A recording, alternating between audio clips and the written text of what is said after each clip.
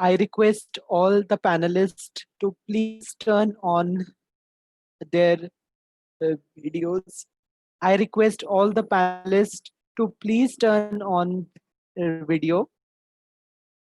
We are starting in just 2 minutes, and I welcome all the participants and our esteemed panel to join us in our first SDG Youth Chopal. It is my pleasure to welcome you all in first SDG Youth Chopal. I would like to thank the Nagrik Foundation, SDG Chopal, for this initiative of organizing virtual youth SDG Chopal. I would also like to thank UN Habitat for their support and express our deepest appreciation to all the youth organizations and national institutions for their excellent work in making this Chopal possible. Dear guest, ladies and gentlemen, and my esteemed young friends, I have two messages for you today. My first message is that now is the time to invest in young people. Now is the time, not sometime in the future.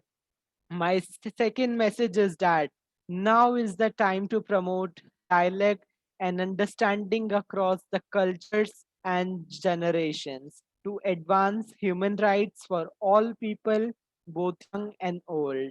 I say now is the time because young people are not just the future, they are very much the present. Our world is a home to 1.8 billion young people between the ages of 10 and 24. And almost 9 out of 10 of them lives in developing countries. It is the largest youth generation in human history, and there are many challenges facing us. And it is something I also want to highlight to all you young men and men here. Stand up for your rights whenever and wherever you can. And around the world who are vulnerable and who are not fully empowered to speak for themselves. Human rights belong to everyone. We know that young people are not homogeneous group. There is not one solution that fits all. Therefore, countries need tailored public policies that address situation and reality of youth, whether they are rural, urban, indigenous, male, female, or affected by drugs or conflict. My young friends, your leadership is needed now more than ever. You are already leading the use of technology to network, create, and speak out for change. You are challenging traditional gender roles and paving the way for equity and equality in 21st century. And your leadership is producing great results. We see this clearly. As young people, you know that the true change cannot be imposed from the outside to be lasting, it must come from within. Partnership and inclusive dialogue, we can agree on actions for change. For this to happen, government, United Nations agencies, non-government organization, and all development actors need to enter a meaningful partnership with young people. Only through meaningful involvement and participation can young people exercise their full citizenship, and only through their meaningful dialogue across generations can we all contribute to finding solutions to the challenges we face. In this Chopal, I call on leaders to listen the voices of young people, to invest in young people, and to involve young people meaningfully in all the decision making that affect their life. It is time to carry the voices of young people towards the United Nations Summit in September, where leaders will review progress towards achieving the sustainable development goals. I call on you, young men and women, to stay involved and to stand up for the rights of all your sisters and brothers around the world. Take their part in SDG Chopal I pledge that we will continue to work in full partnership with young people and other partners, including rest of the UN family, to promote the ideals of peace, solidarity, and respect for the human rights. Young people are the leader of today and makers of tomorrow. Thank you so much. And now, and now, like I would like Seher to please introduce Professor Deepak Trivedi. Thank you, I would now like to welcome Mr. Deepak Dwivedi. He is the Chairman SDG Choupal, President Nagrik Foundation, and the Chairman Chief Editor of Dainik Bhaskar Noida. He is also a member of the Governing Council UN Global Compact India Action Aid and member CII India 75 Task Force. We welcome you, sir, and thank you for such an amazing opportunity for the youth from all over the world to get together. I now request Mr. Deepak to kindly address the attendees.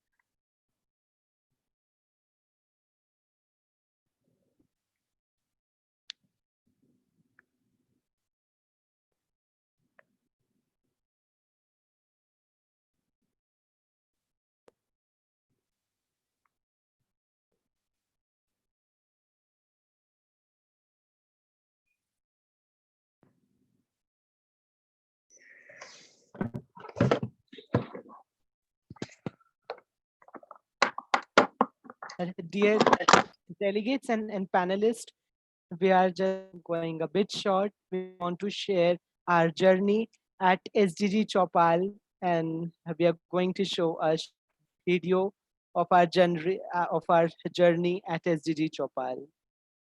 Uh, I apologize. Please bear with us for few minutes, and here we are going. 125 crore Indians, more than 700 districts, 6 lakh plus villages, 17 SDG, and one goal for the year 2030 to create a better world where there is peace, protection, and prosperity for all. To achieve this goal, Niti Aayog, DAIC, Ministry of Social Justice, Government of India, Nagrik Foundation, Dainik Bhaskar, MSME, WHO, UN Habitat, Commonwealth Secretariat, ONGC, TERI, and many other stakeholders have joined and committed to come together for implementation of Sustainable Development Goal. Now, another innovative step is being taken in the same direction. SDG Choupal. SDG Choupal will act as a crucial connect between beneficiaries and stakeholders, which will not only create awareness of SDG goals, but also assist in achieving them by 2030. From last 1 year, Dainik Bhaskar, Uttar Pradesh and Nagrik Foundation are relentlessly working for SDG goals and empowering communities. Dainik Bhaskar UP is dedicated to SDGs until 2030 and is covering all 17 SDGs daily on its front page. As a result of this commitment, SDG Choupal is closely engaging with rural India and becoming truly a people's movement. SDG Choupal is inspired by the dynamic leadership of Honorable Prime Minister Mr. Narendra Modi, father of new nation, who through his movements and missions like Sankalp Se Siddhi, Sabka Saath Sabka Vikas, Jan Kalyan Se Jag Kalyan and Plastic Free India is helping create a lead positioning for India globally on SDG movement and creating new India. To achieve these SDG goals, Government of India has initiated many schemes and plans such as Manrega to end poverty, Rashtriya Krishi Vikas Yojana for problem of hunger. In area of health, Ayushman Bharat Yojana is initiated, which is world's largest health scheme. To promote education schemes like Sarv Shiksha Abhiyan are also launched by the government. But all these schemes can only be successful in real terms when they reach every household to ordinary men and women of the country. This is where SDG Choupal plays a crucial role, as it will mobilize, connect and inspire stakeholders for SDG action at grassroots level and ensure their participation, eventually giving results. Government of India has developed schemes in many other spheres and areas such as Beti Padhao, Beti Bachao to promote gender equality, Swachh Bharat Mission for water and sanitation, for affordable and clean energy, National Solar Mission and Pradhan Mantri Ujjwala Yojana, under which LPG cylinders are made available to rural homes. In addition, for economic growth and development, there is National Skill Development Mission Scheme. SDG Choupal will bring all multi-stakeholder partners at one platform and further empower and inspire people across the communities to enable, achieve sustainable development goals, creating an example for others to follow on international platform. SDG Choupal is a people's initiative for a better world supported by Niti Aayog, DAIC, Ministry of Social Justice, WHO, MSME, TERI, RIS, ONGC, Commonwealth Secretariat, UN Habitat and other stakeholders. SDG Choupal, empowering rural India, enabling SDGs. SDG Choupal mission is to enable India to lead SDGs achievement, targeting 100% SDG literacy. Let us all join this people's movement for a better world.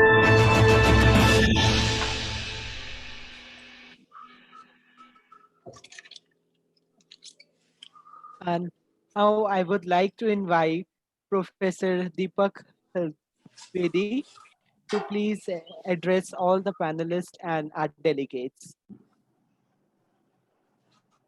Good morning to all. I am very happy to be here this morning to address the young leaders at the first virtual SDG Youth Choupal. To those joining us from abroad, welcome to India, welcome to Delhi. In fact, this is a global movement for a better world. Together with our future leaders, we need to co-create pathways, ensuring no one is left behind.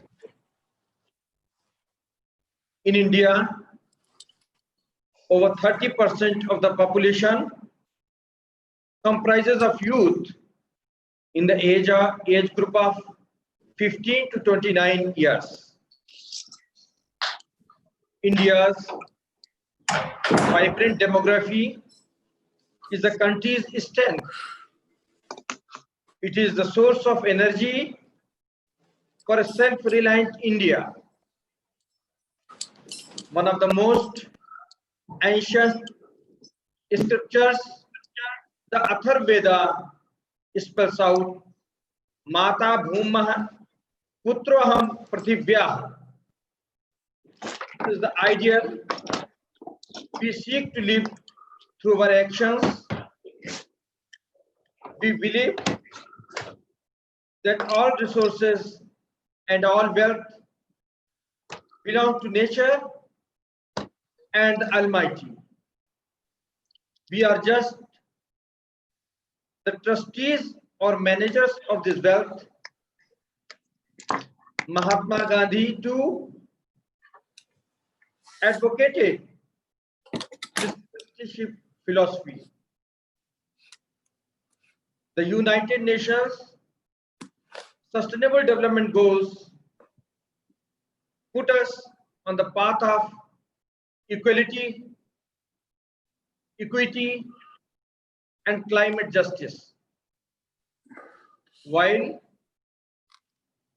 we are doing everything that is required of us, we expect that others also join in to fulfill their commitments based on common but differentiated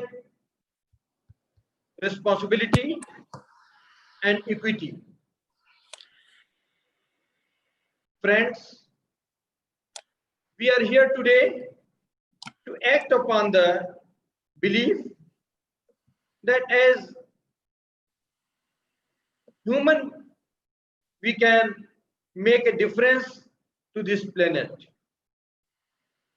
We need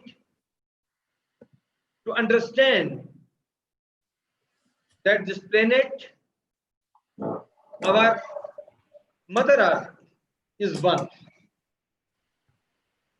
And so we should rise above our trivial differences of race, religion, and power and act as one to save her. Friends, with our deep-rooted philosophy of coexistence with nature and coexistence with each other, we invite you to join us in the journey of making this planet a more safe and sustainable place. The mission of the Nagrik Foundation derives from the name, which is working on citizens' well-being, and the SDG Choupal, a 10-year-long people's movement focused on localizing the SDGs with a mission to empower, engage, and enable the children, youth, both urban and rural, and women who are the building blocks of the progress pathways going forward for nations. I wish to thank all of our partners, supporters in solidarity who stand beside this national transformational and a collective initiative which is possibly is the largest movement over the mobilized citizens participation and action towards making India the first country to achieve the ambitious mandate of SDG 2030. The SDG Choupal will engage, inform, empower all stakeholders at the village and district level, firmly supported by the principles and vision of Sabka Saath, Sabka Vikas, that means leave no one behind. My special gratitude to UN Habitat, Nairobi, ActionAid, AB Education, Tale of Humankind, Chandigarh University, Desh Bhagat University, and personal thanks to Mr. Douglas Ragan, UN Habitat Nairobi, Miss Mary, UN Habitat, Mr. Gaurav Bhattara, EB Education, Shri Satnam Singh Sandhu, Chancellor Chandigarh University, Dr. Shalini Gupta, VC Desh Bhagat University, Dr. P.B. Sharma, VC Amity University, Mr. Anil Swarup, former Secretary, Government of India, Vivek Atre, former bureaucrat, Ms. Bronwyn Joyce, Federation, University Australia, our own brigade, SDG ambassadors, speakers who made this all possible. I wish the SDG Youth Choupal a great success, Sankalp se Siddhi, to make Atmanirbhar Bharat. Thank you. Jai Hind.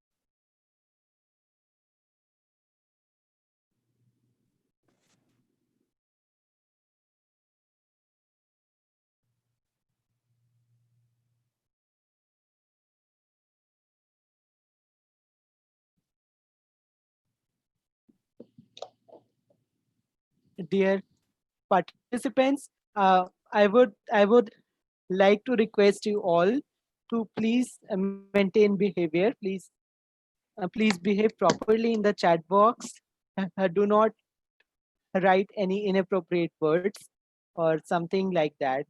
And now I would like to invite Mr. Douglas Ragan, who is Chief of UN Habitat and Nairobi Youth and Livelihood Unit. Mr. Douglas Ragan has worked with youth development at the local, national, and international level for the past 30 years. Currently, he is Program Management Officer Specialist, Children and Youth Human Rights and Social Inclusion Unit.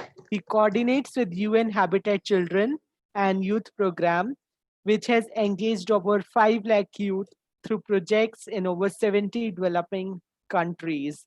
His current focus is working with youth in informal settlements and conflict cities. He manages 2 flagship youth programs for UN Habitat, the Urban Youth Fund and the One Stop Youth Resource Centers.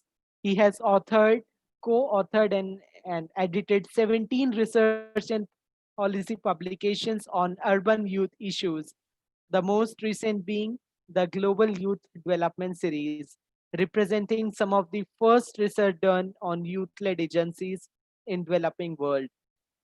Mr. Douglas holds a bachelor degree in Latin America study, a master degree in management. I I wholeheartedly thank you, Mr. Douglas, for joining us in first virtual SDG Youth Chopal. And I would request you to please address all the delegates. Thank you. Hi, thank you very much, and I'm very honored to be here. I see there's many people online, and it's a great day to have a conversation such as this. So I'm here in Kenya, Nairobi, Kenya, which is an amazing country, and we're really honored to be able to engage with young people around the world. As you know, I work with the United Nations, and I work with specifically an agency called UN Habitat. UN Habitat is in charge of sustainable urbanization for the UN system. And we are headquartered here in Nairobi, Kenya, responsible for the 193 countries of the world. As mentioned, again, thank you, Professor. Thank you. Is someone saying the video is not? Sorry, just want to make sure. Someone said the video is not live from my side. Apologies, people in the chat saying the video is not. It should be.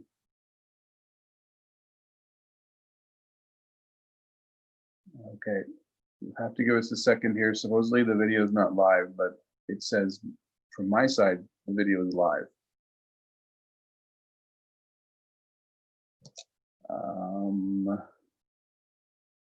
Apologies, we're having some technical issues here. I mean, my side says that the video is live. Okay, I will continue. Apologies.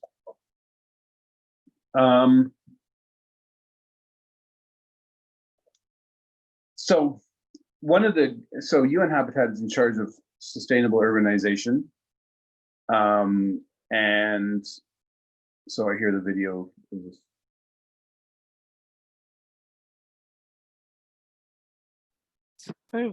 Yeah, trying to troubleshoot the problem. So should I wait, or some people are saying I'm live? Okay, people say it's on now. So just okay. one minute. Okay. We really. Okay, great, excellent. Apologies for that. So, UN Habitat in charge of sustainable urbanization. I don't know if you know, but as of 2007, over 50% of the world lived in cities, and that's been growing since that time. Cities are the place, at one time, we're not part of the general paradigm of international development. Development was very much focused on, not on cities, but on rural areas, and that has changed. And I think it's quite interesting, especially for people and for the wonderful people of India, that it's also become more and more of a focus of Indian development to focus on cities, because cities they're very complicated. They have everything involved with many, many, many people. And so that's why we at UN Habitat are very focused on cities, why we feel that cities and towns, and we feel that we need to assure that their development is sustainable and such. One of the big things that we see right now in regards to cities is that this horrible scourge right now of the COVID-19 pandemic is actually started a lot in cities. About 80%, we believe, of people who are infected and such in cities have COVID. Or 80% of the infections are urban. So again, it's really important that we deal with the development issues in cities. And I think that's also a really good place to start. I know it's been a very, very tough time for young people globally with this pandemic. I think what we've seen with the pandemic is that it's unmasked and amplified many of the inequities in the world. The poorest of the poor, those who are marginalized, those who face any barriers such as race, culture, livelihoods. I found that this pandemic has really amplified those and made it much worse for them. It's bad for everyone, clearly, but for the poorest of the poor and the most marginalized, it's really, really taken they've really taken it in the teeth. So I think with where we are is that we need to take this opportunity, this chance with this COVID-19 pandemic to really reflect upon where we as the world are going, both in India and globally. We really need to reflect to make sure that everyone's included in the development of our countries, everyone's included in development of our cities, everyone's included globally. We cannot, as the professor said when we first started, we cannot leave anyone behind. It is critical that we leave, that we make sure that everyone is working with us, that we're making sure that the poorest of the poor up to the rich are all moving forward equally and equitably. And one of the things that we as the United Nations use as a roadmap towards that is the Sustainable Development Goals. And again, the professor mentioned those really very well at the beginning. There are 17 of them. For UN Habitat, one of our major focuses is SDG 11, again, for sustainable urbanization. That's the focus. SDG 17 around partnerships is also a critical SDG focus. There's also SDGs on climate change and education. I mean, the SDGs cover all the different issues faced in the world. And it's really, truly a roadmap. It was developed by all the countries of the world. It was passed by the United Nations. And it's something that I think is a great driver, and especially in this program, SDG Choupal. It is one of the key areas for SDG Choupal, and the key frameworks for SDG Choupal. We globally, if we are able to, the SDGs are supposed to be, our goals are supposed to be achieved by 2030. And a lot of the critical ones are those such as the alleviation of poverty, making sure everyone is educated, making sure, again, our urbanization and our cities and towns are done around sustainably, have a sustainable environment and so on. These are all laudable goals, but something that we really have to focus on, something that we really have to make sure that we're all coming together. Again, the SDGs are a great way of doing that. And SDGs Choupal is an excellent roadmap, especially for India itself. Let me take one area that I think has been focused on, and that's jobs and education and skills. A report just came out from the World Economic Forum just in the last while, which basically focused on how the need to begin training. There's a big fear right now that robotics and AI and such are going to stop, are going to replace people, and especially in a country such as India, which has one of the largest youth populations in the world. I really think that at this time, we don't need to look at how robotics and such can take the place or increase unemployment because they replace workers, but we need to look at reskilling. We need to look at, this is an opportunity for Indians as well as for Indian youth as well as youth around the world to be retrained to meet the demands of what they're calling the fourth industrial revolution, the era of intelligent machines and so on and so on. So we need to tap into the potential of India's young workforce, and it's one of the youngest again in the world. More than 50% of the population of India is under the age of 27. When you look at that globally, so now let me move a bit more globally focused. Coming from Kenya, and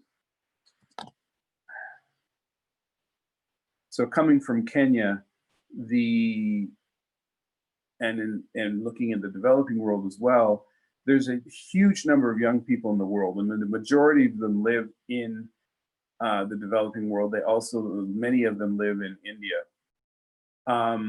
And what we need to do is look at these young people as having the opportunity to make a better world, and we need to invest in you. We need to assure that you have the proper skills going forward. When your population is 50% of you are under the age of 27, that has a huge opportunity that governments must take. And it's similar. There's 1.8 billion young people in the world today. That opportunity is something we cannot pass up. That opportunity to make sure that you become the drivers of economic and change and for social good. And this is especially the case now when you're looking at COVID-19, which again has put so many people and so many young people out of work. The young people are the ones that are taking it in the teeth. They're the ones that have become the most unemployed because their jobs have been because their jobs have they're much more easy to lay off. Their jobs are less stable. So I think governments, and I congratulate the government of India, but governments around the world, we must take this opportunity to say young people are the drivers of change. As we emerge from this pandemic into what we call the new normal, the new normal has to be one that has young people driving in the driver's seat. It has to have that focus of young people being invested in and such. So that is one of my major messages. And my major message to the young people who are on this call is that you do have this opportunity. And please, even though it looks quite challenging, please try to take this opportunity to learn. I mean, a lot of it, again, I don't think we would be here today if we didn't have technology. Zoom and what we are on right now has brought us together. Oftentimes what would happen now is that we'd have a huge conference and only a few of you would be able to come because of course it's expensive and so on. But now with this new technology and with this new focus in the world, we are able to bring everyone together, and I'm able to be here, not personally, but I'm able to come here from Nairobi and talk to you. And then the many people, the many speakers that are coming afterwards. So I think that's where I would like to leave my speech at this moment. I'm more than willing to answer some of the questions. And as the day goes through, I'll stay with you for the next hour or so. Again, I really encourage you all to, even with the greatest of challenges, and making sure that you stay healthy and making sure that you stay safe, that try to take this time to search out new education, new skills, new training, and try to become the change that you seek in the world and be the leaders that you can be. Again, thank you very much to the professor. Thank you very much to SDG Choupal, the Commonwealth Secretariat, for having me here. We're very honored to be able to co-host this event, and we look forward to hearing more of your questions. Thank you very much.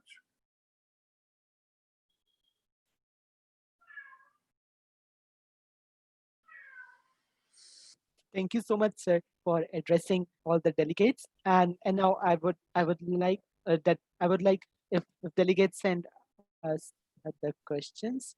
So, sir, the first question is from Dr. Sandeep Sharma of Desh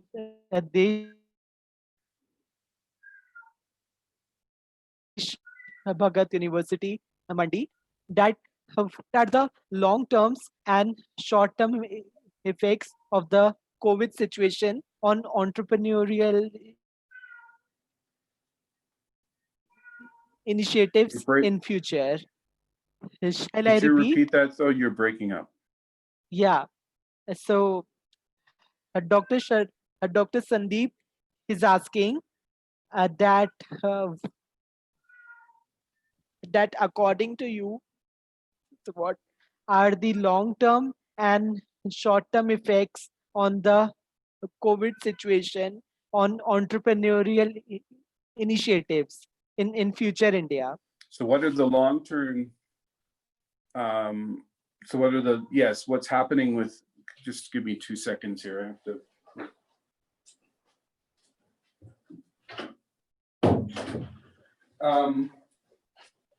So what is the long-term effects of of COVID-19. I mean, I don't have the stats sitting here right in front of me, but I mean, one of the major things that's happening is people are becoming unemployed. And that's critical. I mean, for the short term, whether it's entrepreneurs, whether everything, I think the most important thing is to stay healthy, to stay safe, to try to make sure that everybody around you is that way, to support one another, to be with your families, with your communities, and make sure that you follow the WHO guidelines of wearing masks, social distancing. We all know that some of these are very difficult, and then we know that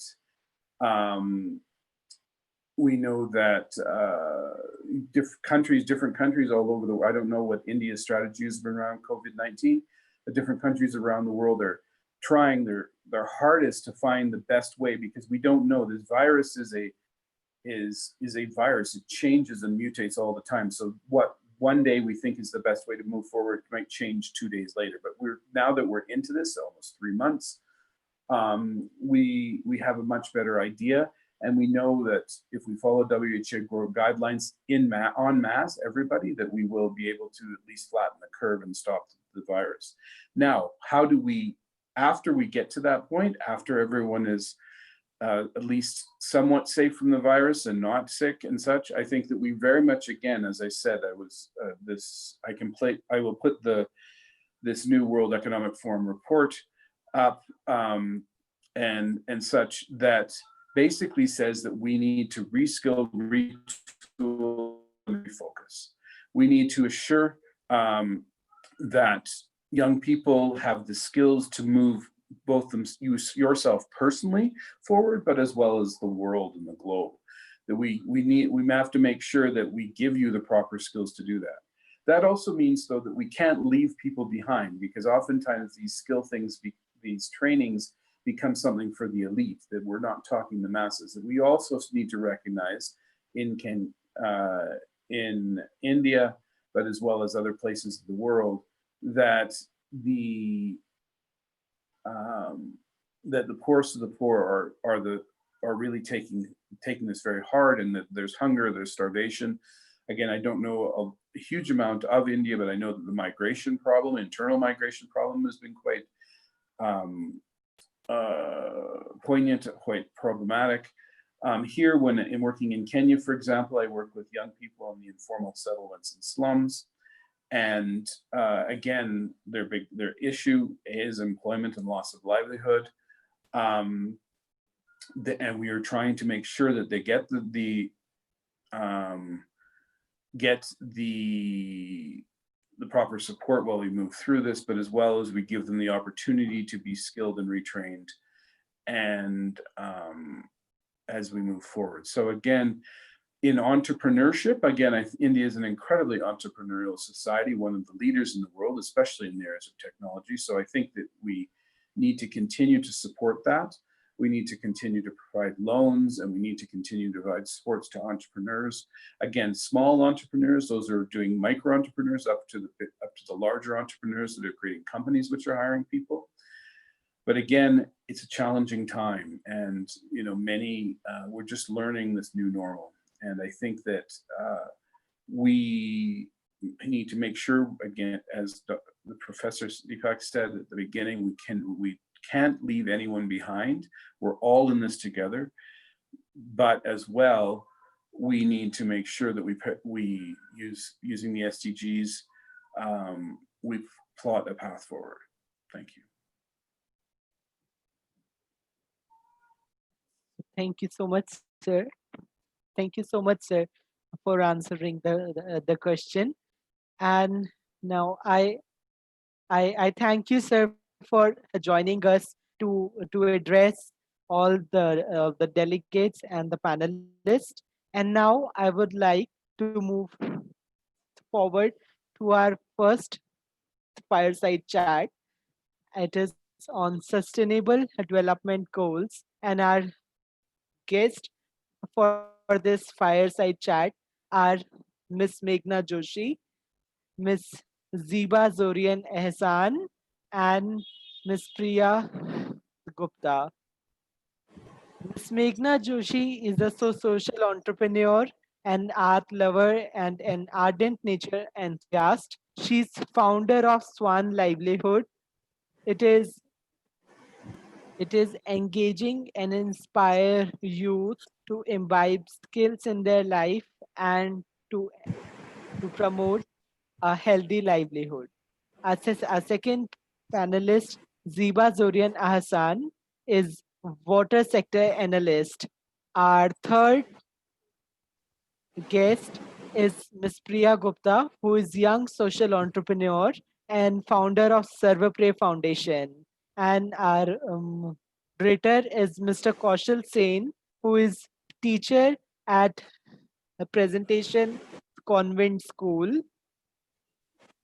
and he's founder of hashtag #EdChatInd, and he's also SDG Chopal ambassador. And now I would like to request Mr. Kaushal Sen to please take this fireside chat forward. Thank you so much.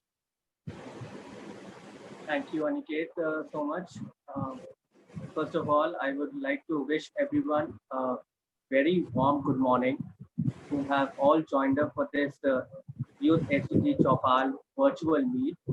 It is a great initiative by SDG Chopal, Nagrik Foundation, and by Tale of Humankind. I thank Aniket and Seher for all the hard work that they have put into this event, and I'm honored to moderate the fireside chat on sustainable developmental goals.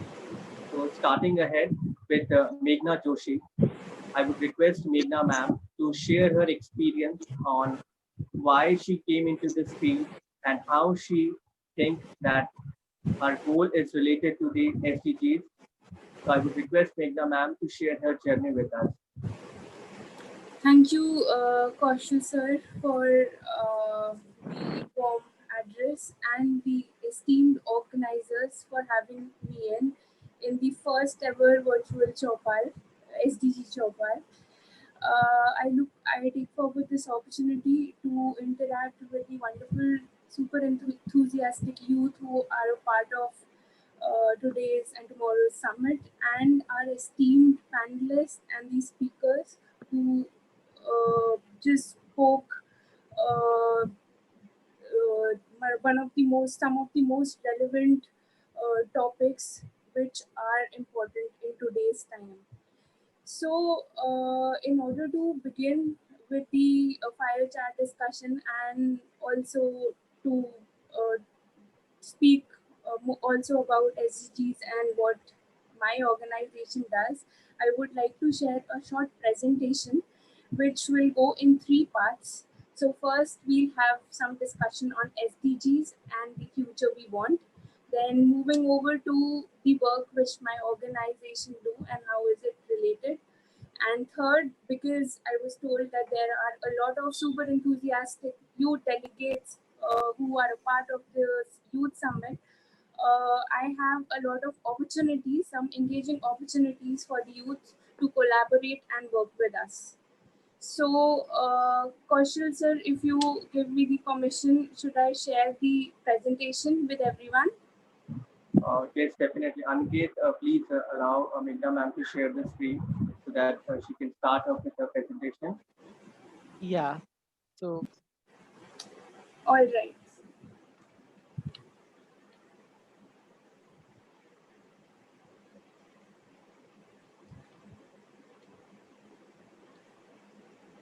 So I'm trying to share it, but it says only yeah, host. yeah, you can host now. You can share now. Okay.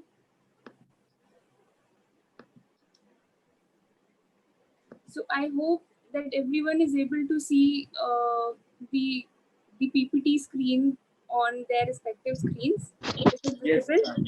Yes, ma'am, it is visible. All right, all right. Thank you so much. So I'll first begin with a short discussion on sustainable development goals, continuing with from what Mr. Professor Dwivedi and Dr. Douglas mentioned. So sustainable development goals, as we all know, were set by United Nations General Assembly in 2015 and form a set of 17 global goals which forms a blueprint towards a better and a sustainable future for all.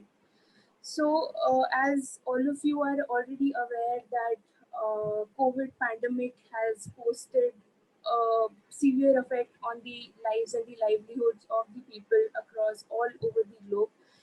But the response of this pandemic cannot be delinked from SDGs. Um, uh, Sadly, the pandemic has hit us during the time when almost all the nations were progressing and doing very well in attaining their respective sustainable development goals all across the nations. From reversing the progress of good health uh, pertaining to SDG number 3, to the dire need to have clean water and sanitation facilities pertaining to SDG number 6. Recent statistics revealed by UNESCO states that all across the globe, around 1.25 million students have been affected with the close down of schools and colleges all across the country due to COVID. The recent data revealed by the International Labour Organization also states that around 25 million youth, people would be rendered unemployed post COVID, which would severely have an impact on the lives and the livelihoods of the people, weakening the uh, economic status and the growth of the countries. Uh, this situation has brought forth the urgent need for global action to meet people's basic needs, to save our planet, and to support the lives and the livelihoods of the masses, specifically the vulnerable sections of the society. This is what the SDGs is all about, the global blueprint to end poverty, to protect our planet, and ensuring prosperity to all. The future we want, as the heading of the PPT states, is all about instilling a global discussion wherein we all, specifically the youth, come together and bring about a positive change for the world to live in.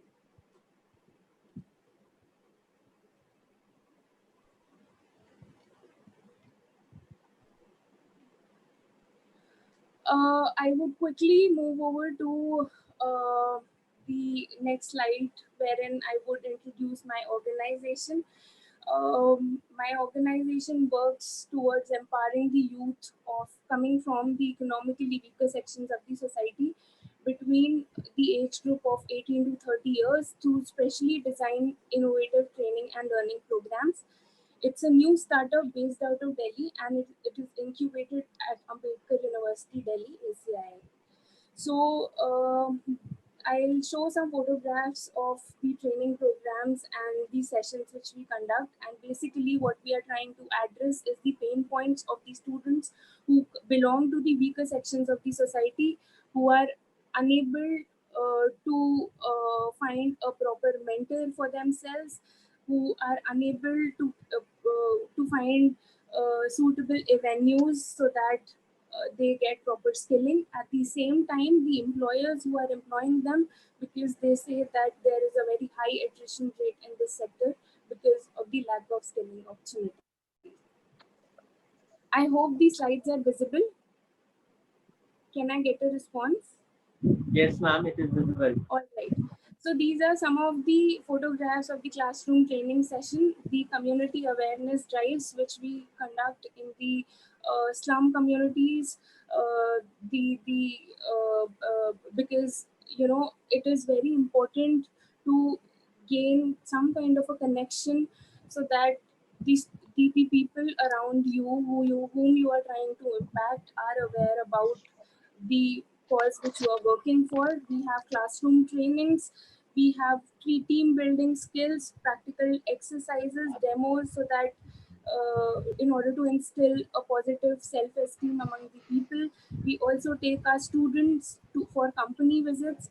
Some of the students are we have with us are the ones who haven't even seen what a company looks like. So before giving them training and also telling them about job opportunities, it becomes very important for us to give them some kind of a practical exposure in order to tell them and make them feel what it is to work in a company. Like, so these are further dimensions of how we work. We conduct outreach programs. We do orientation sessions of the students who come to us inquiring about the skill-based training and learning programs. We hold practical training sessions for them, practical demos for them. We also have the component of psychological counseling, which we felt is very important because most of the students are coming from the distress section of the society. Counseling them, improving, working upon their self-esteem, counseling their parents is very important to make them realize how skill-based trainings and reskilling and upskilling programs can help these students in attaining a sustainable future for themselves. We also have celebrations with all our students. We celebrate major festivals. We have career counseling sessions, company visits. We also invite our already passed out previous batch students who are doing extremely well to come to our center, visit our center and interact with our students.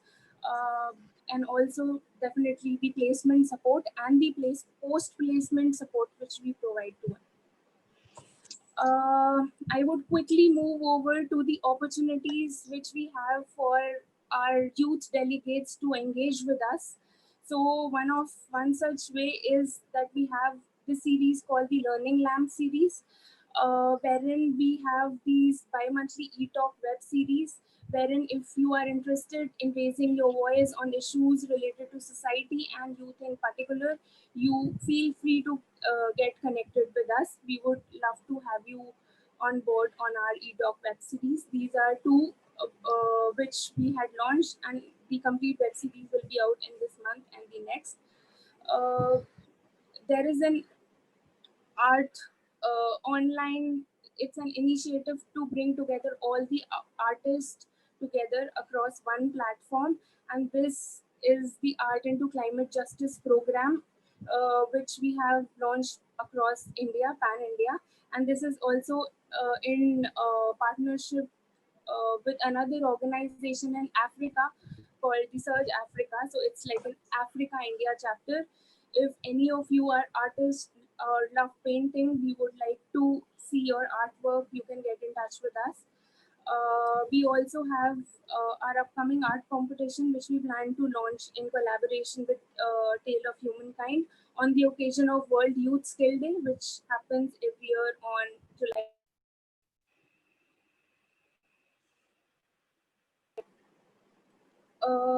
Third is the Design Fellowship, wherein we would like to shout out and invite all the fellows who want to bring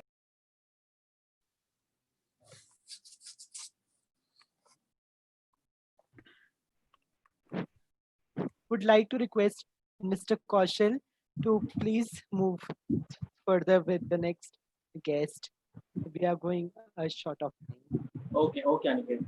So, dear delegates, as you saw that Ms. Meghna Joshi is working on a foundation called SWAN, and if we look deeply into it, it is a partnership for all goals, and all the goals come together into it.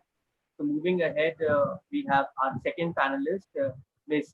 Zeba Ehsan, who is a water sector analyst, and we would all love to hear what are her views on SDGs and how her work is impacting the future and the youth. So over to you, Ms. Deva. Hi, good morning, everyone. Am I audible? Yes, Deva, you are audible. Okay, I'll run through very quickly. So, am I allowed to share my screen here?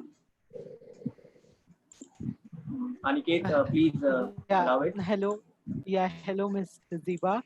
Yeah. I would like if you can talk to our delegates about rather than sharing the screen. Like the delegates will really feel interactive to listen to your views on SDGs. If you don't Okay, mind, fine. I really apologize. Yeah, fine, cool. Okay, so hello and good morning, everyone. I am Zeba Hassan and I'm currently based out of Assam. So here's a brief about me and my work so far. So I have completed my master's in water science and governance from the Coca-Cola Department of Regional Water Studies from Terry Sass in New Delhi in 2018. I was associated with Swat Sarvekshan 2018, which was looking after the ranking of the urban Indian cities, and it was under the Swachh Bharat mission and under the Ministry of Housing and Urban Affairs. So I was in charge of entire northeast of India. In 2019, it was a year I feel when I was at my lowest. So I was quite passionate about writing and pursued it as a very serious hobby. So I exclusively wrote about environment, water, climate change, gender, governance, human rights, to name a few. I wrote exclusively for Youth Ki Awaaz and the Assam Tribune, which happens to be Northeast India's largest, English daily. Consequently, I was also associated as a community editor for Youth Ki Awaaz, and thereby I successfully launched the platform's first user-run series that I had curated, and it was titled The Water Wars. Um, and in December 2019, I was also awarded the Cause Champion for Environment for constantly and consistently writing about environment. So my previous job, it was with a startup wherein I was involved as a water sector analyst, and I was helping the Meghalaya state government in preparing the state-specific action plan on water sector. And right now, currently, I am enrolled as a media fellow for the climate change reporting in the Himalayan region. And this is a fellowship that's being offered by TERI and the Earth Journalism Network. And because I have this desire to be, a student forever, so I'm currently also enrolled into a year-long coursework on environmental law and policy with with NLU Delhi, and it is supported by WWF India. So this has been my work so far, but because I have, am I audible? Yeah. Yes, Zeba, you are audible. Yeah. So because I have been asked to discuss about how youth can play a huge role, when it comes with the implementation of SDGs, well, yes, we have a very huge role to play. As you might be aware that we are one of the, India is one of the youngest countries in the world, with the average age being 29 years. And prior to SDGs, we had the MDGs, that is the Millennium Development Goals, and which started off in the year 2000 at the start of the millennium and designated, over a 15-year period. But clearly the MDGs failed.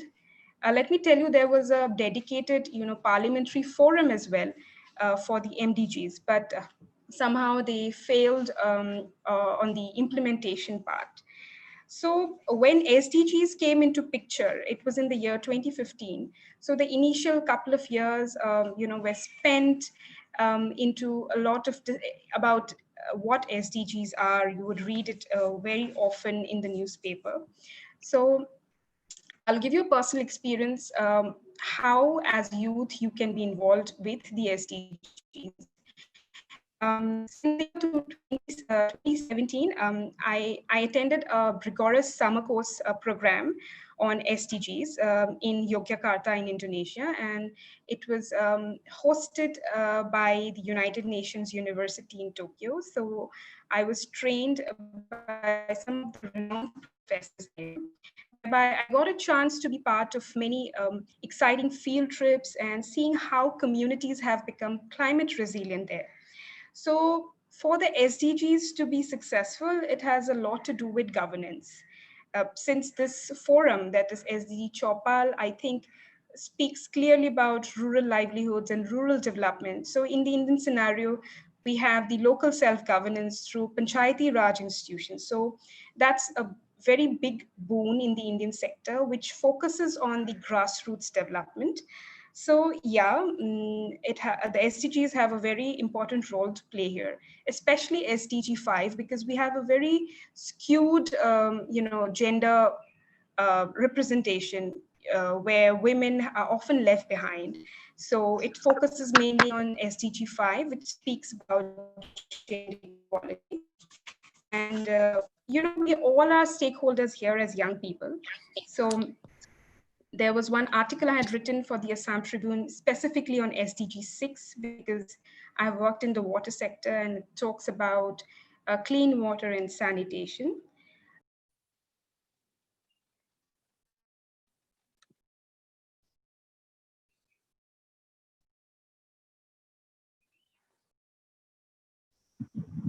Deba, you are on mute. Can you hear me? Yes. Aniket, you are also on mute. I want to thank Ms. Ziba Zurin Hassan for addressing the delegates. Now we welcome Ms. Priya Gupta, and we have high expectations from you that you will talk really fruitful. You will engage a fruitful discussion with delegates on sustainable development goals. Thank you so much. Now it's over to Mr. Kaushal, sir. So, as Deba told that India has a skewed gender equality ratio, and Ms. Priya is working on women entrepreneurship. So I request Priya to share her views and how youth could be part of this movement. So over to you, Ms. Priya. Hello.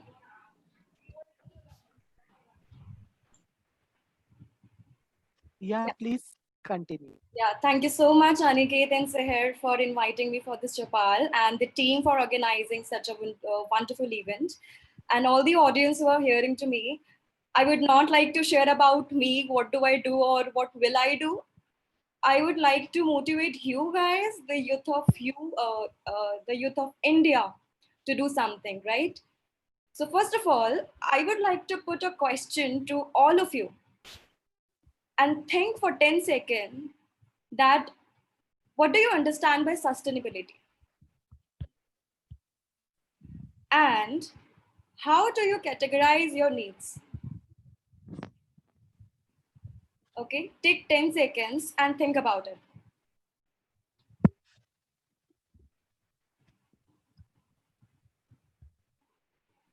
I think it's enough. So, when we talk about needs, when we talk about sustainability, it's very important to know that according to our situations, according to our century, according to modernization and technological development, our needs change, right? Our sustainable behaviors change. For example, uh, when we talk about the early human age, there were only three basic needs. That was basic food, basic clothes, and basic house, right? But as we all know, as a part of 21st century, we as a modern human are not only focused on basic requirements or necessities, we are focused on sanitation, healthcare, and technology, right? So, as a matter of fact, uh, since our needs change with time and needs change with situation, and we also can see due to COVID-19, there has been a major shift in our needs. Earlier, we used to just wear clothes and go out. We used to use transport and we used to use our phones, mobile laptops. But right now, it is our need to use mask. It is our need to wear gloves, and it is our need to use sanitizers, right? So due to COVID-19, there has been a shift. Okay, we got it, but what can we learn out of it? See, being an Indian citizen, we have to and we should know that how we can contribute towards the wellness of our society and why we should do it. As a matter of fact, if we talk about history, India has been always a country which believes on peaceful uh, collaboration, on peaceful growth and development. Okay, so as an Indian citizen and as a well-wisher of our beautiful world, is it is our duty to follow the directive principles of our life. So what are the directive principles of our life? To breathe, or to eat, or to educate ourselves through schools and colleges? Yeah, it is, but for each and every person, it is very important for us to focus on our environment, to focus on gender equality, and to focus on certain areas which are already mentioned into the SDGs, which are provided by United Nations. So why did I say directive principle? Directive principle means this is our moral responsibility to contribute toward our environment, towards the betterment of our society, so that we all can prosper efficiently and effectively. Right? Now, see, it is our moral responsibility, I said, but uh, how do we do it? You all, I think majority of you are students. So I cannot ask you to open an NGO and to do something. You can do it if you wish to. You can initiate anything you want to. You can do anything, right? But it's not important to open an NGO or an organization to be a good citizen or a good individual of the world, right? You can simply follow the basic necessary steps in order to, for example, protect our wildlife, or to, promote sustainable development goals, which talks about our gender equality, which talks about our sanitation, etc. Right? Then, in a nutshell, I would like to tell you. See, let me give you an example of myself, since I'm not given an authority to use the presentation slides here.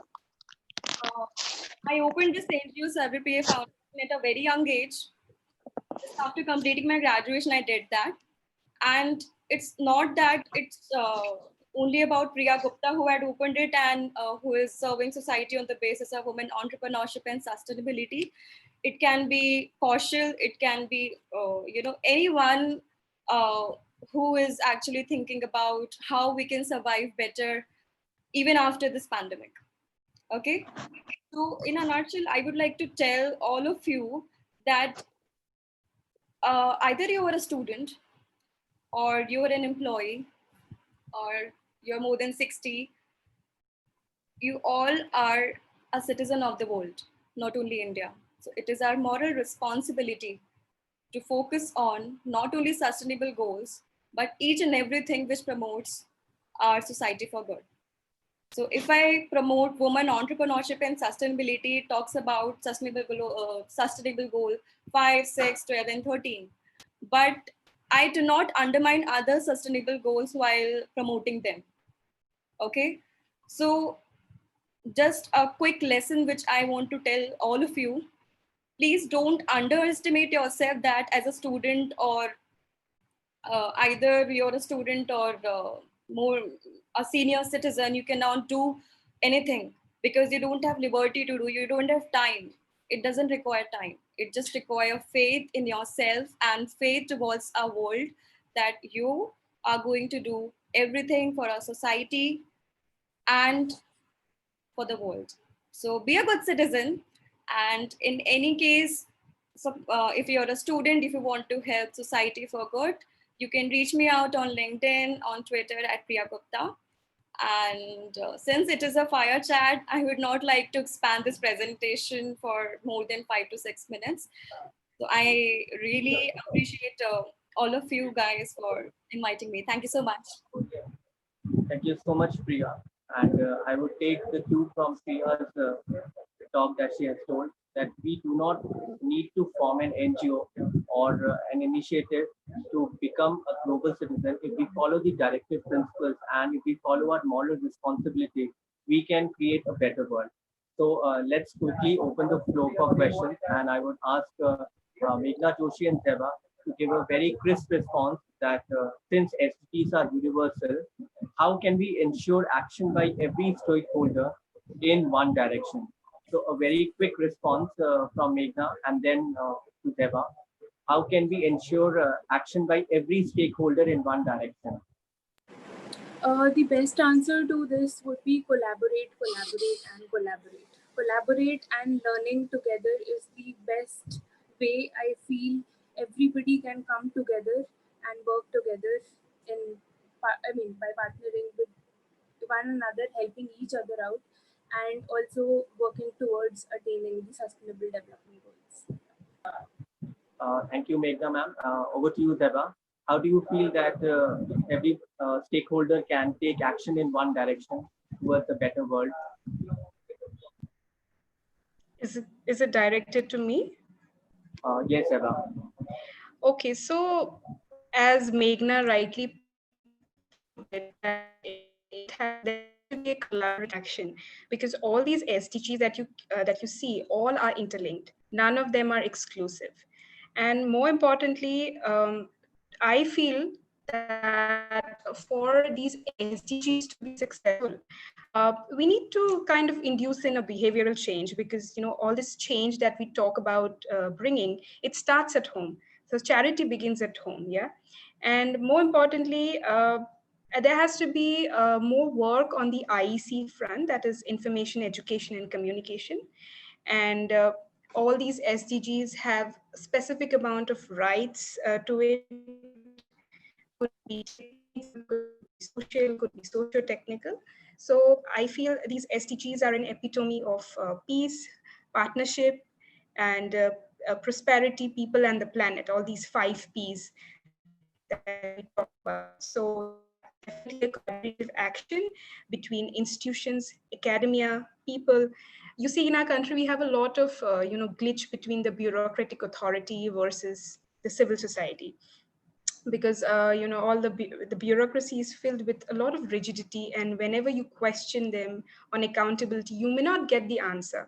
So these days, with the power of social media, let's say if you want to raise an issue, you can always click and tweet about it, and you can bring about a change. So yeah, so I feel change begins at home. That can happen through a rightful behavioral change. Yeah. Thank you, Zeba. Moving ahead with the next question, we have got it from Himanya Ahuja. She is a student, and she has asked, how can children convince people to stop doing something that is wrong and harmful for environment, as some adults underestimate children? So I would start with Priya, that how can children convince elder people to stop doing something which is wrong and harmful for the environment? Because there are many adults, like what Zeba said, that there are rigidity. So how can that rigidity be reduced, and how can children initiate the things? So we'll take quick responses from starting with Priya, then with Zeba, and then Meghna. Sure. I think children nowadays are very smart as compared to our time. They are very smart. They know how to initiate things and how to, take effective decisions. So in order to tell their seniors or anyone who is damaging our environment, what they can do is, first, they are very active on social medias. Okay. They know. Second, they know how to use food and how to make videos and how to make use of good videos in order to raise awareness, right? So as a matter of fact, I can give example of Aniket and Seher itself. They have made various videos, like a 1 minute video they asked from me as well, that how we can help remove mental illness from our society, right? So this is one of the example which children can do we can initiate a kind of video conference or kind of process in which they can ask their seniors, even their friends, then how they can improve our environment and how and why smoking is not good for health and how does it affect our environment, right? So if suppose I am smoking and you are showing me a video that smoking does this and smoking has done this to X family. Okay. So suppose X family had gone through a suffering that his or her father used to smoke a lot and he died because of cancer. So if that person is going to speak up in front of everyone and we have that available video to us, we can share it. Hello? Yeah, go ahead, Priya. Yeah, so we can share it with our peers, with the masses on social medias, and it will automatically will, do some impact. And I believe in small impact leads to large changes. Thank you, Priya. Over to you, Zeba. Since you have worked a lot into the environment sector, most importantly in the water sector, so what would you give tips to the children of today for saving the environment and helping the adults into this cooperation? Okay, so first of all, as Priya pointed out, that this we need to thank Aniket and the host of other children. They are responsible for organizing this. And let me tell you, to bring about a change, no matter which age group you are in, you have to be very, very stubborn and adamant. You have to stick to it, you know. Like for me, when I started out, I never thought that I would be able to bring in, induce in change. For that, even if you are about to, induce in change, related to anything, have a proper research on it, read about it, keep reading out at it to make it more perfect. Yeah, so that's how you can be influencing a lot of people nowadays. Influencers, as they say, is the buzzword. So on the waterfront, see, water is a very huge sector. It's just as the name it is, it's very fluid in nature. It keeps changing its shape. It's a huge front.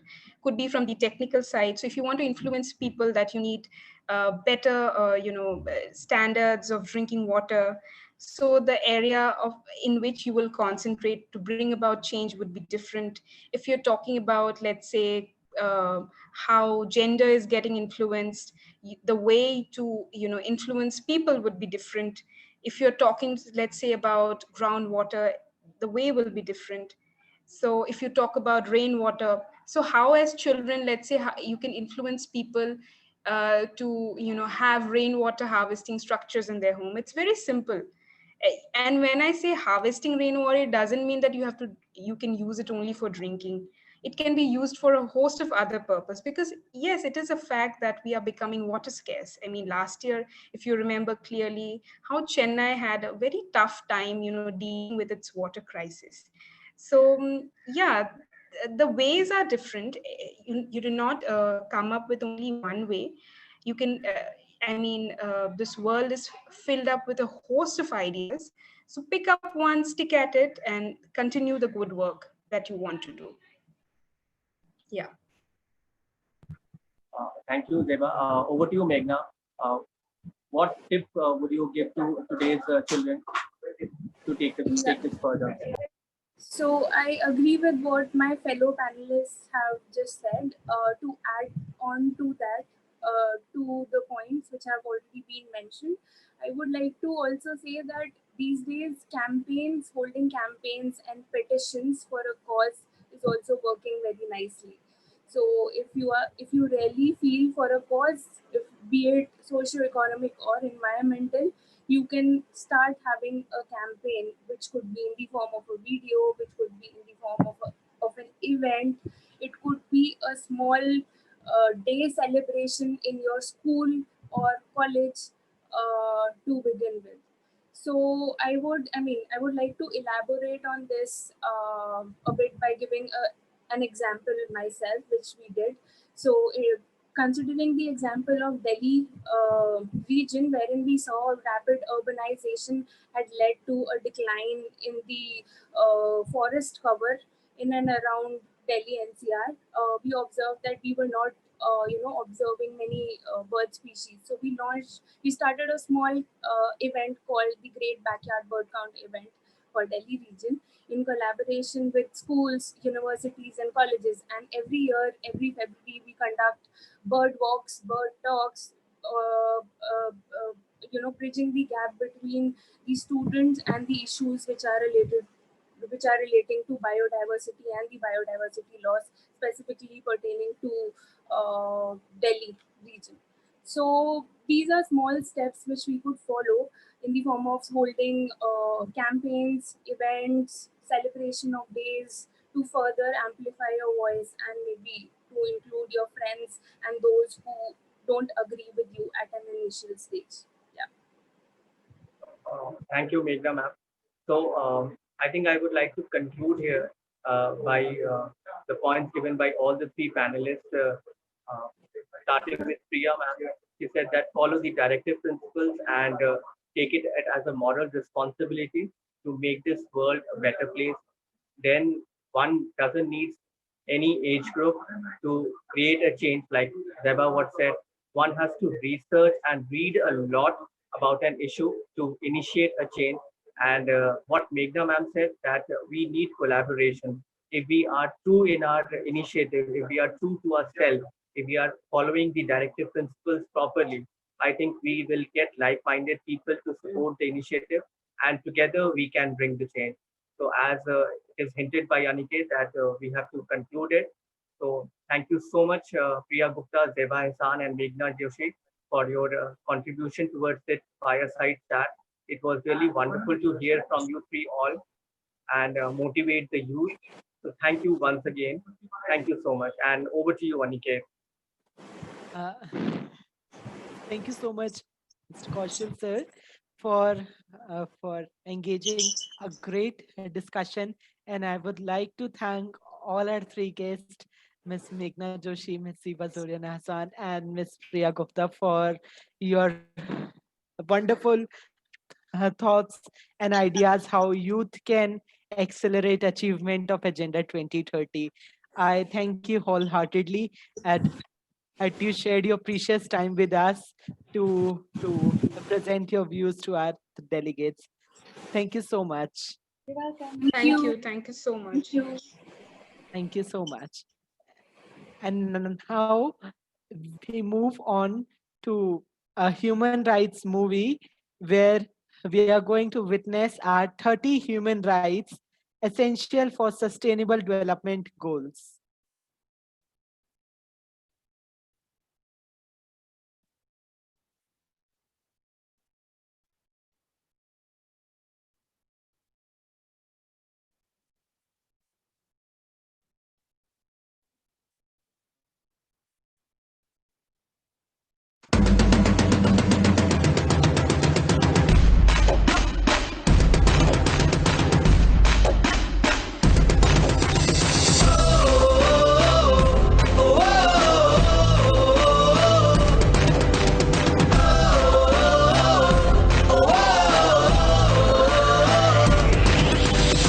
Give me freedom, give me fire, give me reason, take me higher.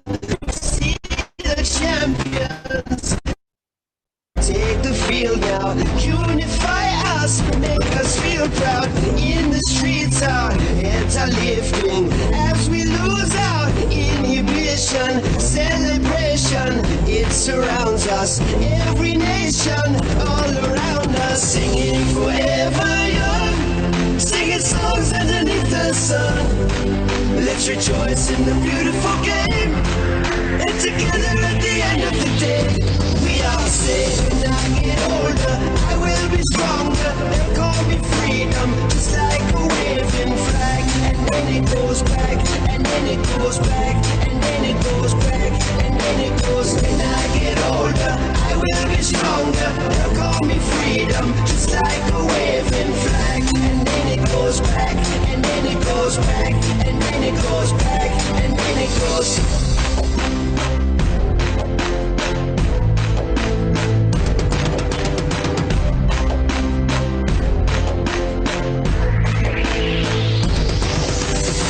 Give you freedom, give you fire, give you reason, take you higher. See the champions, take the field now. Unify us, make us feel proud. In the streets, our heads are lifting as we lose our inhibition. Celebration, it surrounds us. Every nation, all around us, singing forever young, singing songs underneath the sun.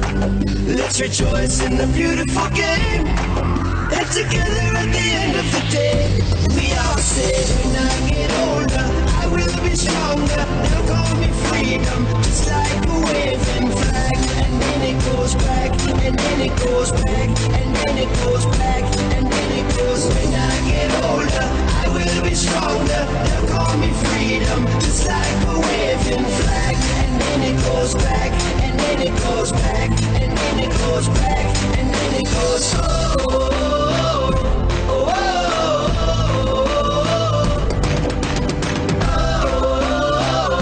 oh.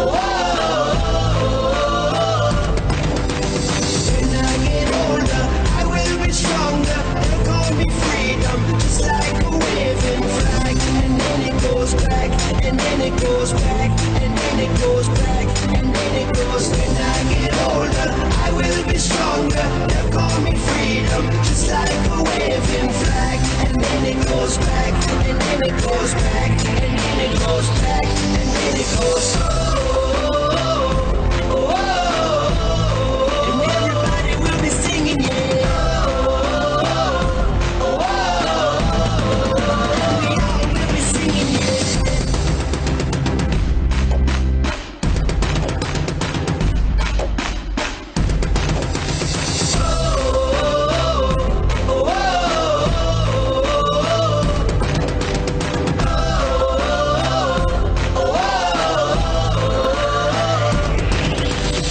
Give me freedom, give me fire, give me reason, take me higher. See the champions, take the field now. Unify us, make us feel proud. In the streets, our heads are lifting as we lose our inhibition. Celebration, it surrounds us. Every nation, all around us, singing forever young, singing songs underneath the sun. Let's rejoice in the beautiful game, and together at the end of the day, we all say when I get older, I will be stronger. They'll call me freedom, just like a waving flag. And then it goes back, and then it goes back, and then it goes back, and then it goes. When I get older, I will be stronger. They'll call me freedom, just like a waving flag. And then it goes back, and then it goes back, and then it goes back, and then it goes.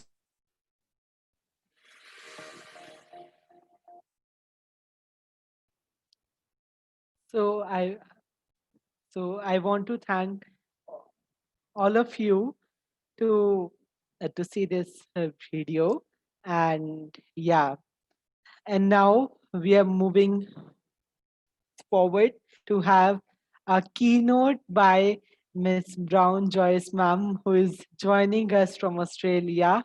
I Namaste ma'am, and I welcome you wholeheartedly to join us in first SDG Virtual Youth Chopal and to share your views on SDGs in classroom.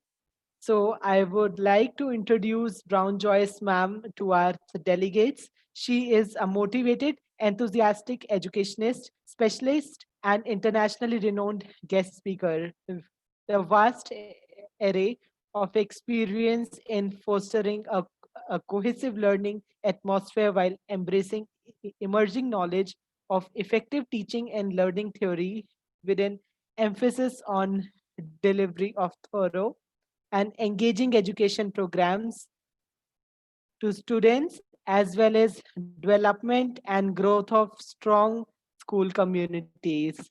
She has consistently demonstrated effective leadership, planning, and delivery as team and unit leader, and taking on higher duties as assistant principal when needed, and leading education globally as a speaker, innovator, and manager of online teams with extensive training, development, and responsibility within PLC position. She heads by example with integrating modern instructional techniques through development and has a strong understanding of 21st century learning framework. Thank you so much, ma'am, for joining us. And I would like you to please Thank you so much. deliver your opening speech to our delegate. Yep. We So have been meeting after a very long. so thank you firstly for having me here to speak with you all.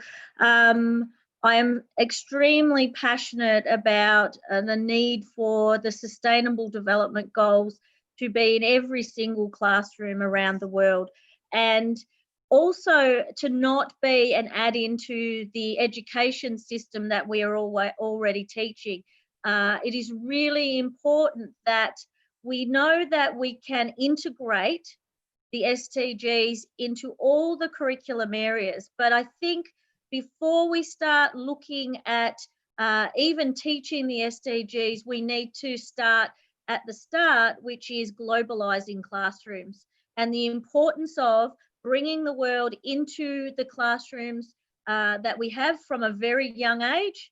There is a lot of content out there now on the internet and the web, and I think we really need to be taking steps to educate our students around the major issues that are happening around the world. So these are my key passionate areas. I've currently, in the last 6 months, been lecturing at Federation University Australia on digital technology in the classroom and the links that it can make to connecting classrooms. And I also have been linking globalization to the pedagogy of teaching. So creating effective teachers and how we can be effective leaders within our schools as we support the globalization of education. So thank you again for having me. I am very passionate about these discussions, and anytime I have the opportunity to share my voice and talk about the need for this in our classrooms around the world, not just in primary school, but in classrooms from 3 years of age right through to our university level, the higher educational levels of education. So yeah, I'm absolutely honoured to be here and to speak to you all. Um, it's it's really our great a pleasure to have you, ma'am. So I would like to ask you first that why do you think that youth is important for the achievement of sustainable development goals? Because I think that what we're seeing is my generation. So I'm around. I'm not around 48 years of age. So my generation has made the mistakes in our world at the moment, and that we're looking at. What we need it is the voices of our youth who are going to be the change makers of our world in the coming 10 to 20 years.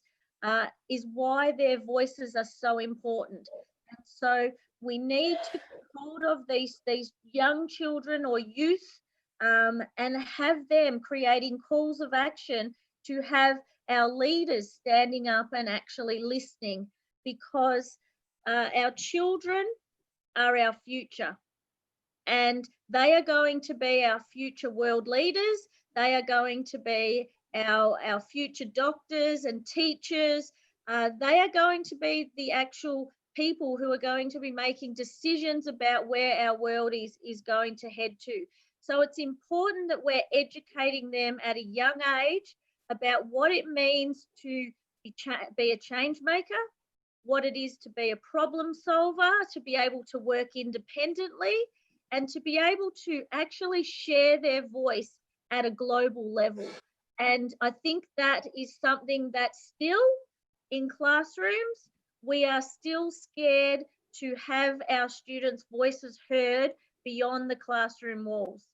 And I think that if we saw the opportunity for children to have more of a platform to speak beyond their classroom, we will see more people engaging in and listening to what our young people want for the future. And we really need to educate them to be future ready. And I don't like to use the word 21st century because I think we're already there.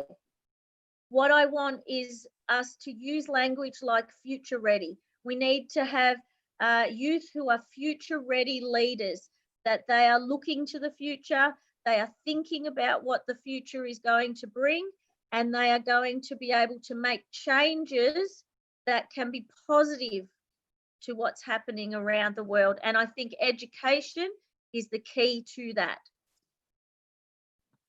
That's that's true, that youth has a great role, and we need to make them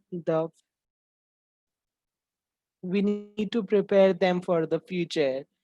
And now I would like Seher to ask the question from Brown Joyce ma'am. I'll also like if the delegates have any question, they can type it in the chat box so that we can get to know if there's any question they have. Ma'am, I'd like to ask you that how do you feel that I understand that yes, youth can be of a great role and it's youth is the future. But how do you think at this stage, like a child like me, so like if all of us we wish to maybe bring a change in the world, but what can we do so that people maybe acknowledge us, or not even acknowledge, but what can we do at this stage and this level to bring a change? Okay, so I think the first thing, and we're looking at the great change that Anik is making in his work that he's doing, bringing us together here. It is important that you reach out to leaders, to put your voice out there, so that whether it be on Twitter is a huge platform for where leaders in different areas of education. But what personally myself, I became, I was always a quiet person. I was somebody that wasn't, I didn't have the confidence to share my voice.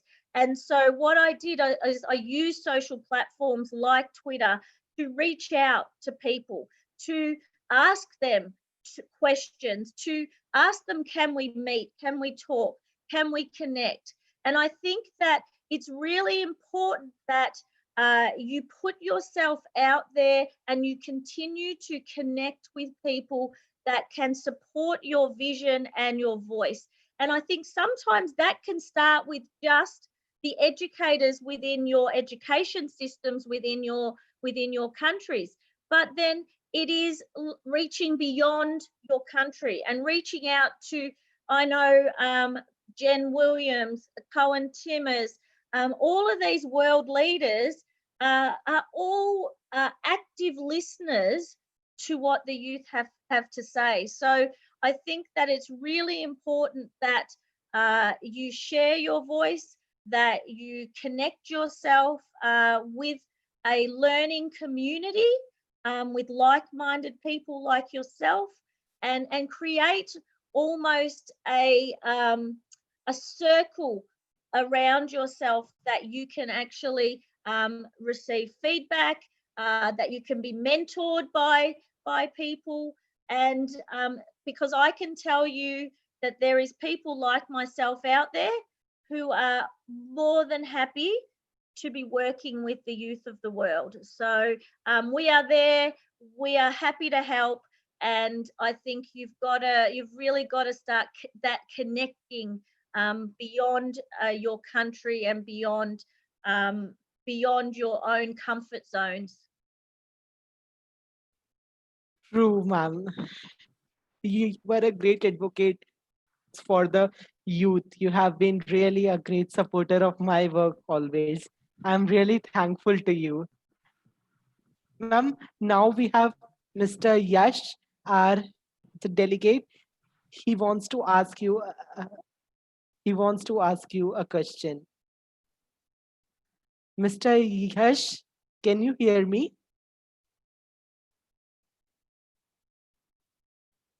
Mr. Yash?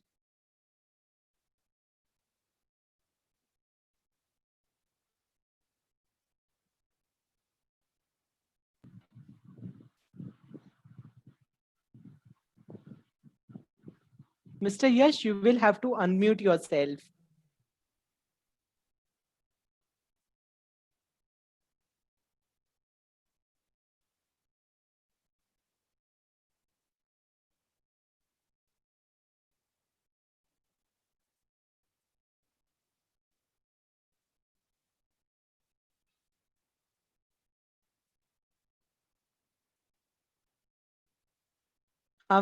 Due to some, I think he will be joining us in the.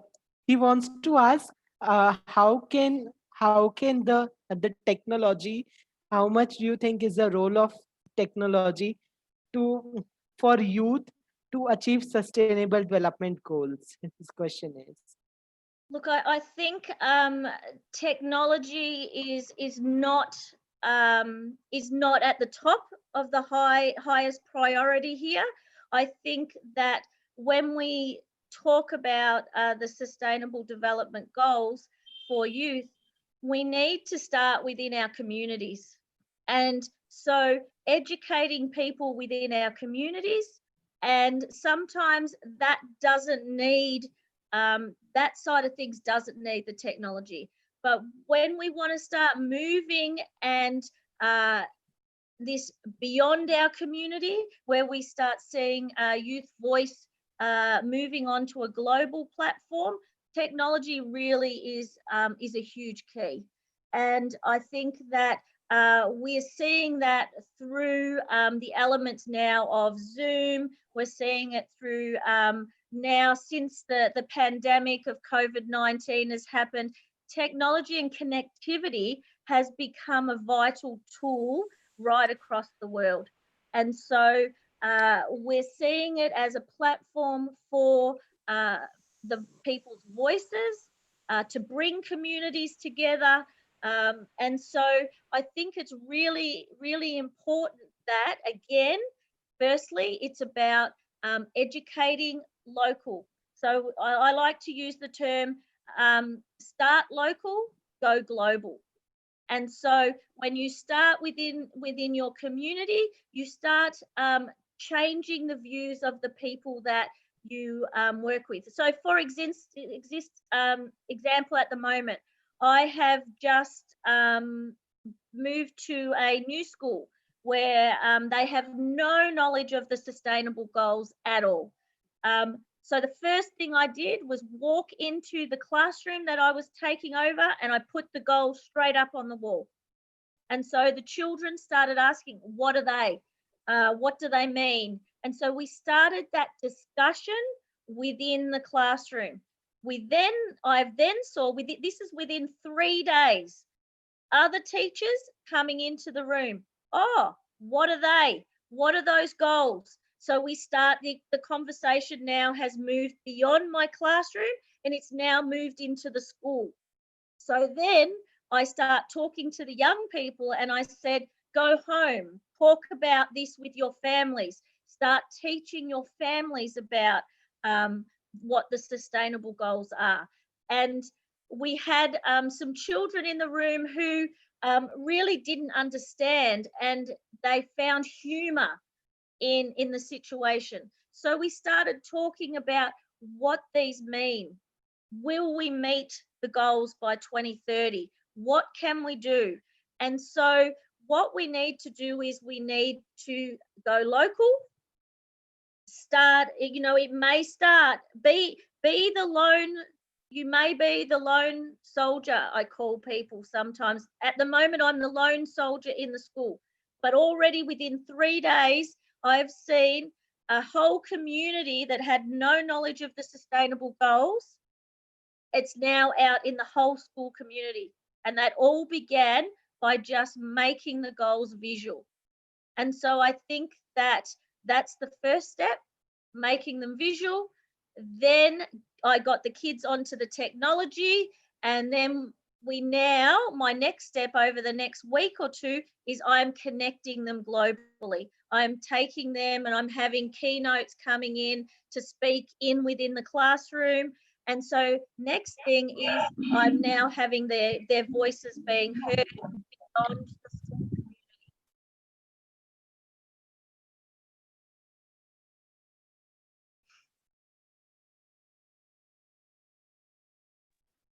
It's really great that go start local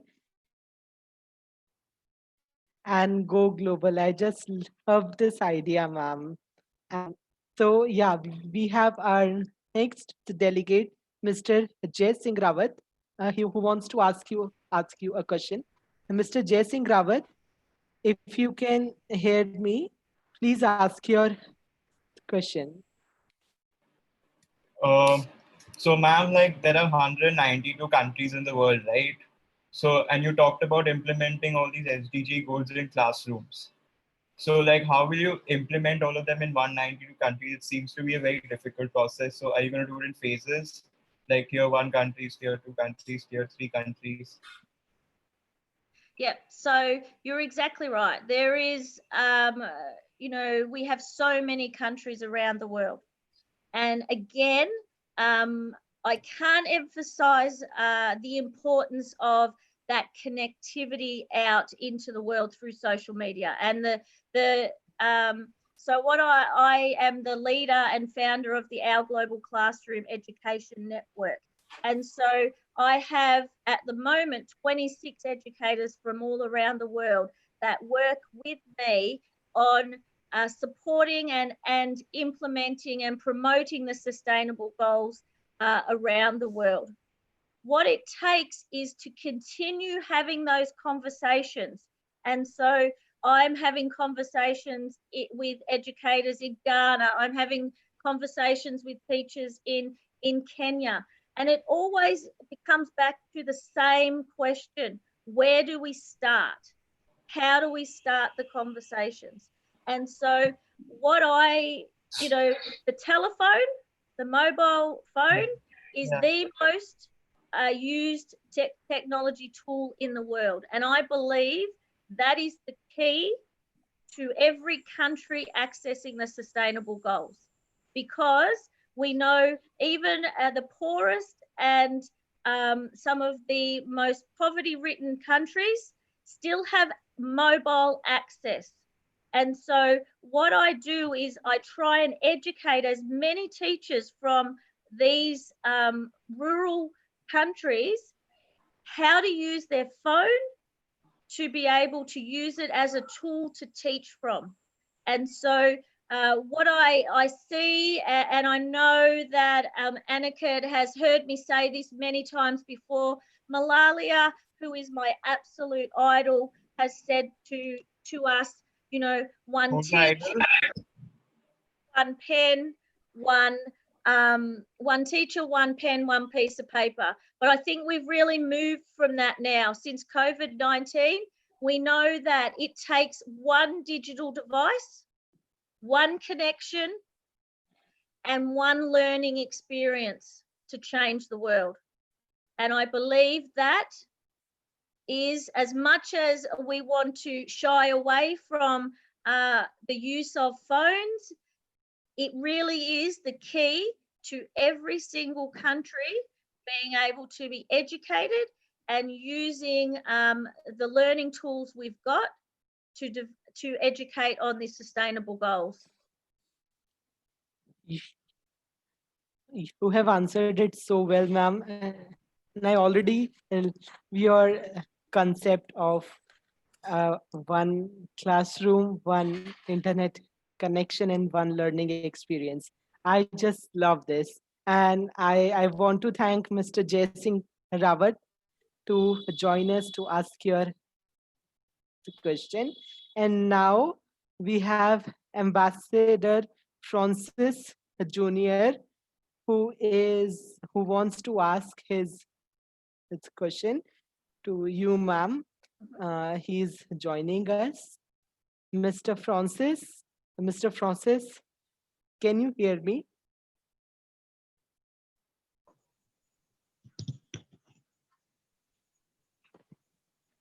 Yes, Mr. Can you please ask your question?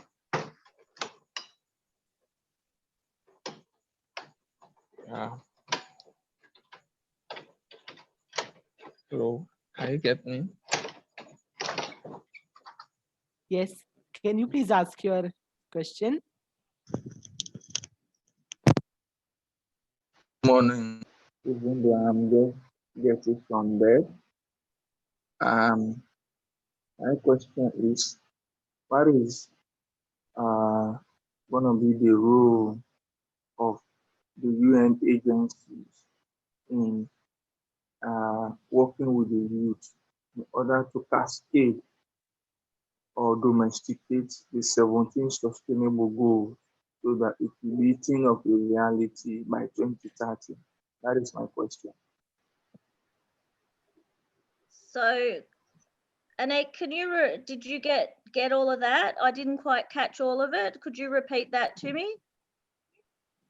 Okay, my question here is, what is gonna be the role of UN agencies, United Nations specialized agencies, working to actualize the 17 Sustainable Development Goals in order to work with young people to cascade the Sustainable Development Goals or domesticate it? So, shall I mean, I have understood his question. He wants to ask the role of UN agencies in capacitating young people to help the sustainable development goals by 2030, especially in the classroom. How can UN agencies help the teachers, educators all over the world? Look, I think it's really important that we access as many role models and leaders, such as UN agencies, to be educating our youth. And so something that I'm very, very passionate about is our refugee situation right around the world. And so I regularly in my classroom invite the UN agencies. I've had them come and speak via technology to my students, to be talking to them, to be educating them on the situation around what they could be doing, because a lot of the UN agencies are working really hard to achieve these goals. And so they are trying to, support healthcare in countries that are really lacking in that area. They are working to get girls into education in countries where that's not happening. And so we need, a lot of our youth don't know what they don't know. And so it's important that we are exposing them to experts such as the UN agency. I had one of the leaders of the UNHCR call into my classroom, and he spoke to them. He was on his way to Azara refugee camp in Jordan, and he was talking to the students about the work that he was about to do, how he built the refugee camps, what needed, what my students could be doing to support those refugees around the world. So the exposure to experts and bringing them in. Now, I can tell you that you just need to tweet some of these people and they will, that's the only way I access them, is I access experts through Twitter. And I have had so many speak to students in my classroom. I've had nomadic artists who work in displacement around the world. They've worked with the street children in different countries, such as in Colombia, in India, in some of the war-torn areas. They have also brought together children from the Jewish communities and the Muslim communities. So we've seen that work be done in the Gaza. So I have had these people in my classroom, had them speaking to my children. You need to, the youth, again, don't know what they don't know. And it's up to us to educate and to locate these experts and bring them in and expose our youth to them. Thank you so much, ma'am, for answering his question. And yes, there is a need of UN agencies to take place in this process of integrating SDGs in classroom. So we have our next delegate, Ananya Kamboj, who is also SDG Choupal Youth Ambassador, who wants to ask you a question. She's joining us. Yes, Ananya, ask the question. Good morning, ma'am. My question is, in rural India, most girls drop out themselves from education system due to gender issues. So what steps can be taken for this? Okay, so fabulous question that you've just asked. So introducing the SDGs into the classroom that I'm teaching in only 2 days ago, 2 girls became very, very passionate about gender equality. And we spoke around the empowerment of girls to stay in the education system. And I think that it comes down to, again, that education of a community.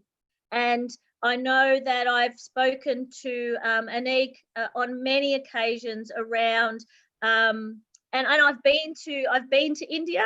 I was in Sonipat in India, where I worked in a school there for 2 weeks, and I noticed the gender there in the school alone there, where the girls were coming in one door and the boys were coming in the other.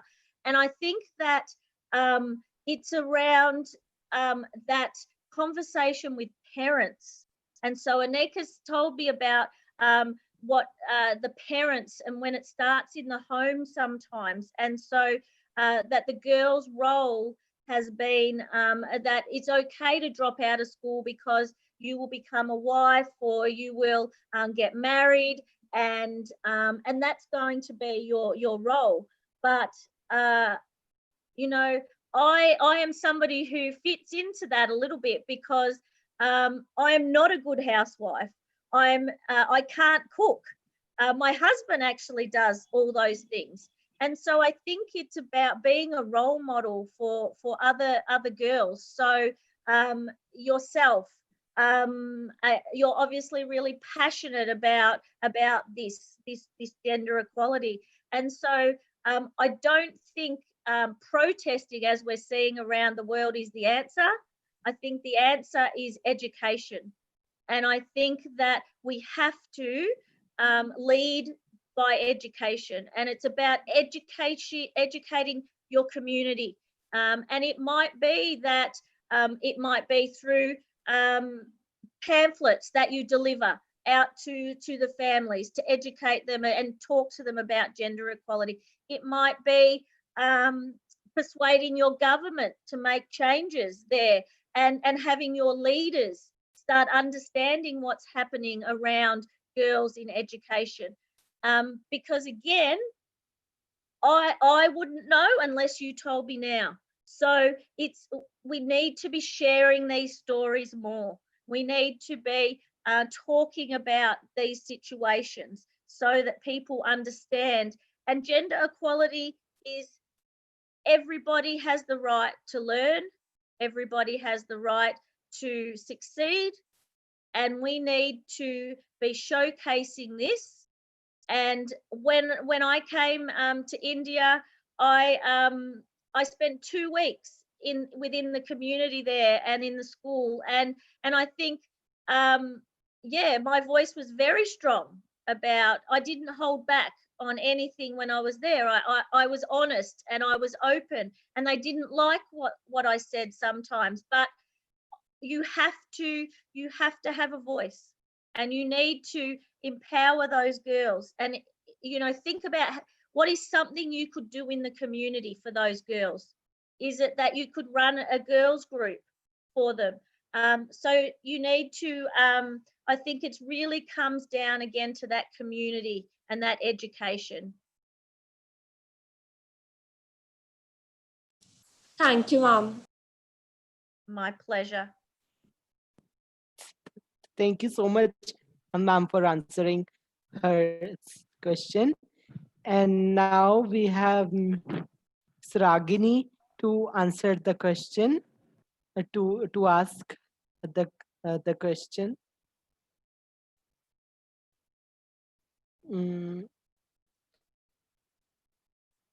I think, ma'am, she's not here right now. So, like, I would like to ask you a question. After this crisis, COVID, how do you think that how this crisis has impacted sustainable development goals, and especially SDG 4, quality education? And how can we help increasing the pace of achievement that has been slowed down by this COVID, by engaging the youth? So the first thing I want to say on that topic is, yes, we have seen a gap in learning. Yes, we have many children who we have seen the doubling of numbers of children not accessing education during this COVID-19. We need to start first by getting kids back into schools, getting children of all ages back into an education routine. And that is the first thing we need to do. We need to get them back in the classroom. We need to have them comfortable and safe and back into that community of learning. And I think that's the first thing we need to remember. We need to begin this year now. Or I know for many countries, you're at the end of your school year. So the year has finished. We need to start afresh, be ready to go when the new school year starts. We need to re-engage with education, and we need to have a voice about the importance of education in the future of our youth to succeed in the future world. And I'm not talking about the success of economic needs. We need our youth to be able to be change makers in so many more ways than just to finish school and get a job. We want to see our youth moving out there and developing calls of action, making change, such as the beautiful girl that just spoke to me about gender equality. It is not easy. Things are actually, at this point, we're going to see children coming back into schools with isolation trauma. They have been in a traumatic situation for the last 12 to 18 weeks. we are addressing a new trauma in our children, and it has been for many children a traumatic experience, being isolated from peers, being isolated from their teachers, being isolated from the world, and being able to know what's happening. And so we need to nurture, we need to listen, and we need to be active in rebuilding a culture and a community within our schools and our learning environments. I think that I know that so many places academics is so important. Academics is not important at the moment. We need to nurture these children back into a learning space where they are comfortable and they are focused and they are thinking about what the values of education are for them. Academics is second at the moment. And I know schools all over the world have standardized testing, and I know that they have specific goals they need to reach. And this is where we need to see education change. This is the time for educational change and to start addressing what the needs of the students are and the youth are, and especially our high school students, because this has been a really traumatic time for our 13 to 20-year-olds. Because, and as I said, I've just been lecturing in a university, and our students have really struggled to cope with online learning. It was a really, I had children, well, they're not children, I had 18, 19-year-old students who were writing to me with severe mental health issues because of this, because of the isolation, and trying to study and trying to cope with what was happening in the world. So I know I'm being very bold when I say this, that academics is second, but we need to nurture and we need to look after our children, or we are going to see more high school students not attending school. We need to be looking at how we can support them and how we can be there to re-engage them in the learning environment.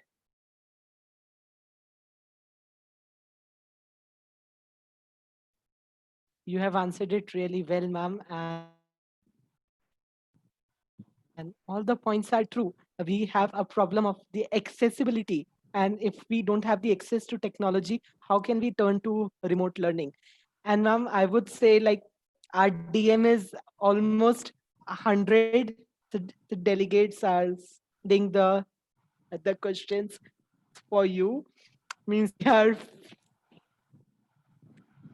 flooded with the DMs for you. Like, they wants to ask you the question, but we will take just one more question, and then we will end this keynote. And I would like to invite Mr. Vinash, Mr. Avinash, to ask his question. Mr. Avinash, can you hear me?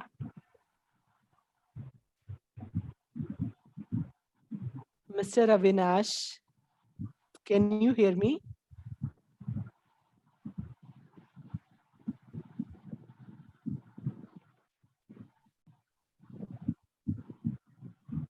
Considering that he is not available right now, he is not able to connect with us. We are going to have a question from Sam Shekamua, who our delegate, Sam Shekamua.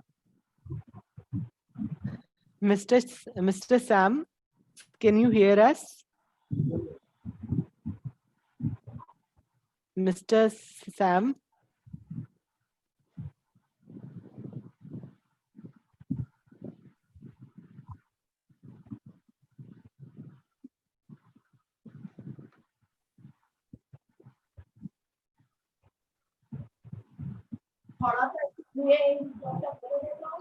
Mr.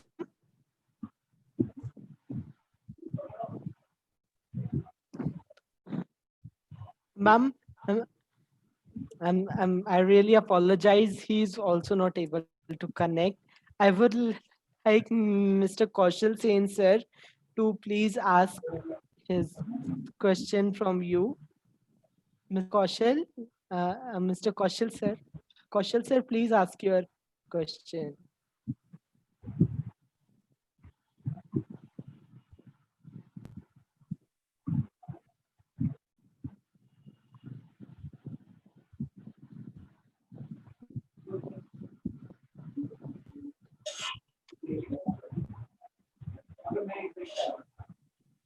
Mr. Kaushal?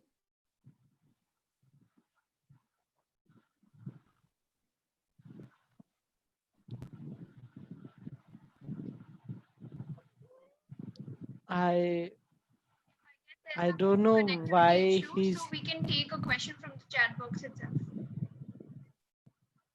okay. Like we have Mr.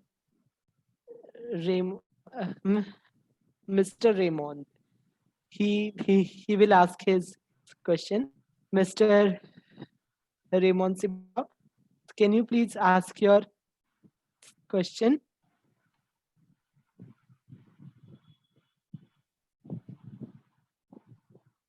He has joined us, Mr. Raymond. Yeah, he's here. Yeah, so please ask your question, Raymond.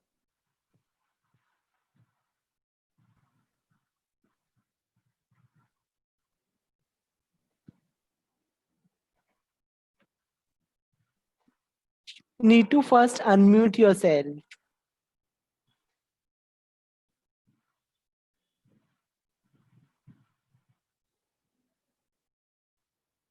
Can you hear me? Yeah. Okay, thank you very much. Though I haven't heard the introduction of the panelists, most of the delegates and the group are complaining because we're not able to respond to their questions. But I'll go with my questions. I'm from Raymond from Zambia. My question to the to Mama is my question to Mama.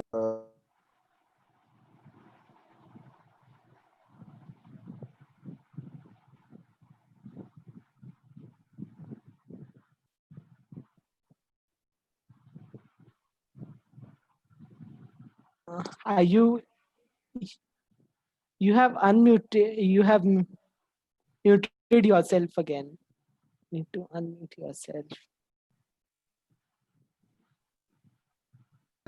Okay. What is the actual gender for the total SDG for the total SDG program in terms of education for all? Because when you come to country like us, you find that a lot of young people, especially my age, are not in school because it's because of funding. Let me say because of financial muscle, they're not able to pay money for education, especially that of secondary school. Instead, they're ending up of being getting married at the age, maybe early age of maybe 16, 15, some even 14. So what is the agenda, or what can we do to help them as a SDG delegates? Thank you very much. Okay, so I think that so it's, if I'm right, it's around the agenda that we can help have the SDGs and work towards supporting and reaching the SDGs in countries such as your own. And I think that that's where the delegates need to be reaching out and to the UN assemblies, to the UN agencies, and having a voice in as many places as you can. And because people won't know about what's happening in your country unless somebody has a voice about it. And so this is where you as youth delegates to your countries really need to start stepping out. So for me, I'm going to go away now and I'm going to be probably researching now on your country and what's happening with education there, and finding out, well, what way can I connect there? What way can I be helping to find some way of getting support? And so I think it's really important that as delegates now who are connecting to forums such as this, start having a voice and talking about these problems that are happening within your countries, because it needs to be spoken about on a world stage, on a global stage, and that's where change can come. And so that's where and it's my dream to one day work for the United Nations so that I can, go to countries and work on these issues. And I wish I could do more for what's happening, but I really think that these delegates, you are in the exact seat now to start having your voice heard. And this forum, and I know I'm going to be working closely with Anik and his team here to be able to mentor them, to support you as youth delegates, youth leaders, so that we can know what's happening out there. And so we need more people. We need to know. We need voices. We need support. And we can't get that if we don't know what's happening. So now you as youth delegates, you need to start having a voice.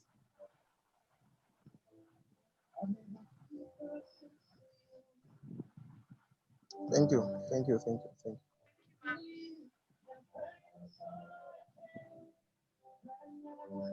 Thank you.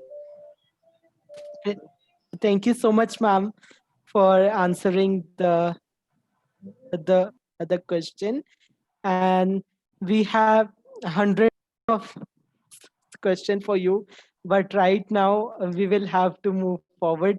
And ma'am, I would like to thank you wholeheartedly that you joined us, shared your precious time with us to answer to the question of delegate, and most importantly sharing your views on how can we integrate SDGs in classroom and how it will help in accelerating achievement of Agenda 2030. It And was I a finish? great pleasure. Yeah. Can I just finish off by saying that it's not easy, everyone. It's not easy. And we've still got a long way to go, but it starts with us. If we join together and we join our voices together, then we're going to have people start listening. And so it takes me and many other people to come and talk to you here, but we are here for you. We are here to support you. We are here to listen to your voice, but it starts with us. We need to do this together, and we need to form a partnership, and we need to wake the world up and have them listen. Yeah, true. It's always starts from us. And ma'am, as you know that I'm running my initiative Tale of Humankind. Now we have changed its name from Mankind to Humankind to ensure the gender equality. And she's my co-founder Seher, and I would like her to speak a few words acknowledging ma'am for her contribution to first SDG Virtual Youth Choupal.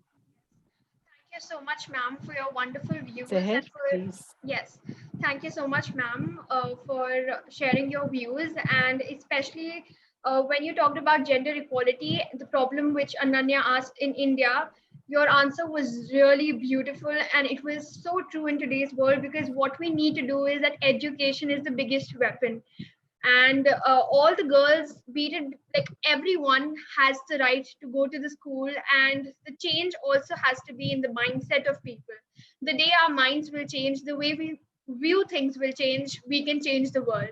So thank you so much for I know. coming here and telling us about what you feel and how we can achieve SDGs in classrooms and how students can play a role and youth as a whole to achieve SDGs. Thank you so much. No, thank you. Thank you. Thank you for having me. It's our pleasure, ma'am.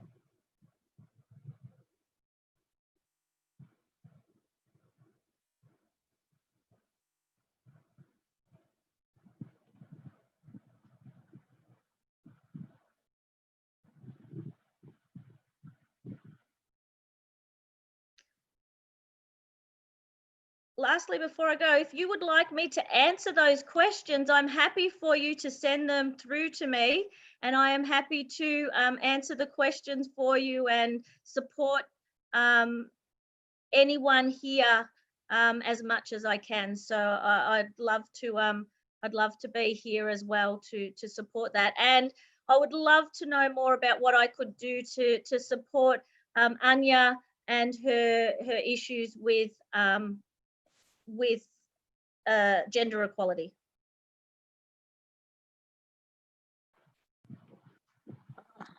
I'm really sorry.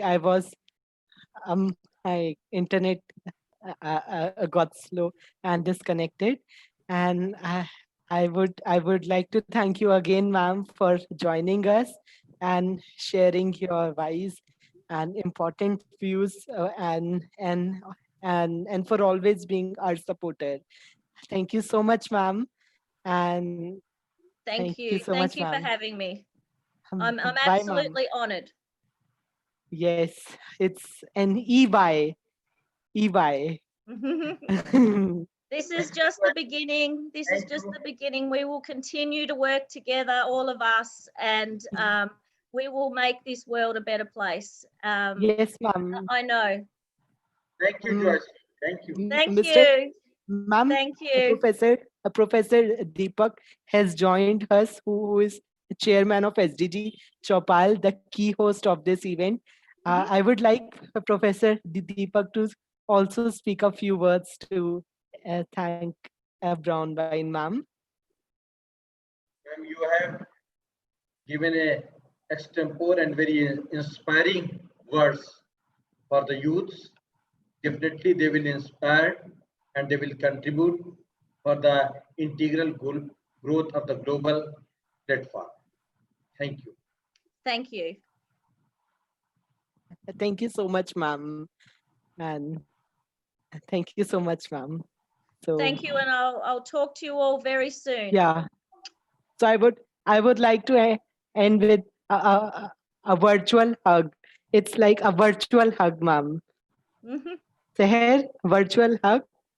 Virtual hug. Do every one of you do virtual hug to each of us. Thank you I'm so a much, little ma'am. I'm a little teary. I'm so honored. So thank you. Thank you so Thank you much. so Bye. much, ma'am. Thank you so much. Okay. Okay. Bye to everyone. Bye, ma'am. Bye. And now it was a great session, Seher. No? Yes, indeed. Yes. So now we are moving uh, now to inspire us.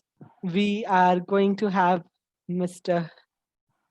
Gaurav, who is who is going to join us, and he is CEO of AB Education Forbes 2020, and they are also the host of this event, and he will shortly be joining us.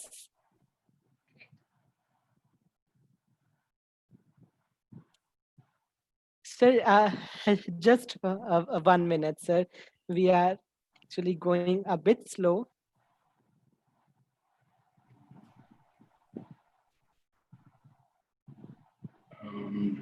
Yes, Ankit, I'm here. Can you hear me?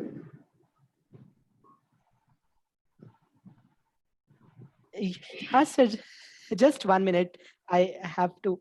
I want to share something about you, that delegates.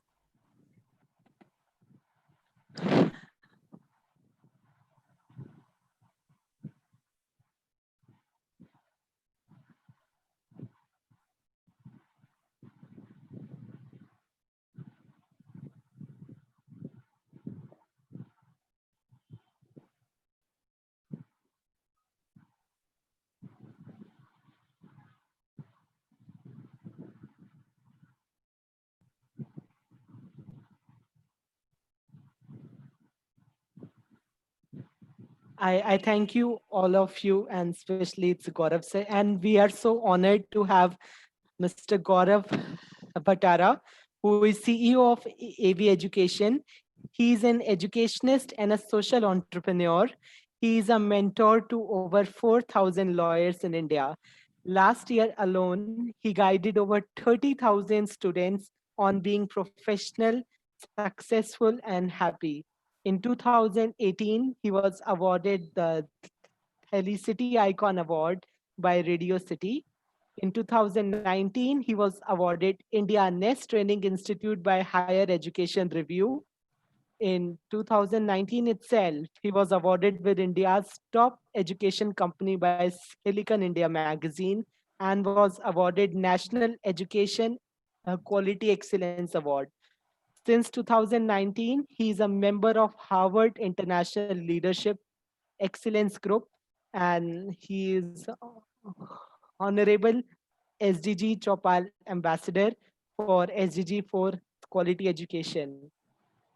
In March 2020, he was listed by Forbes India as one of the modern India's game changer. Sir, we are so honored to have you with us, and we are really very much looking forward to your thoughts and views on youth for SDGs.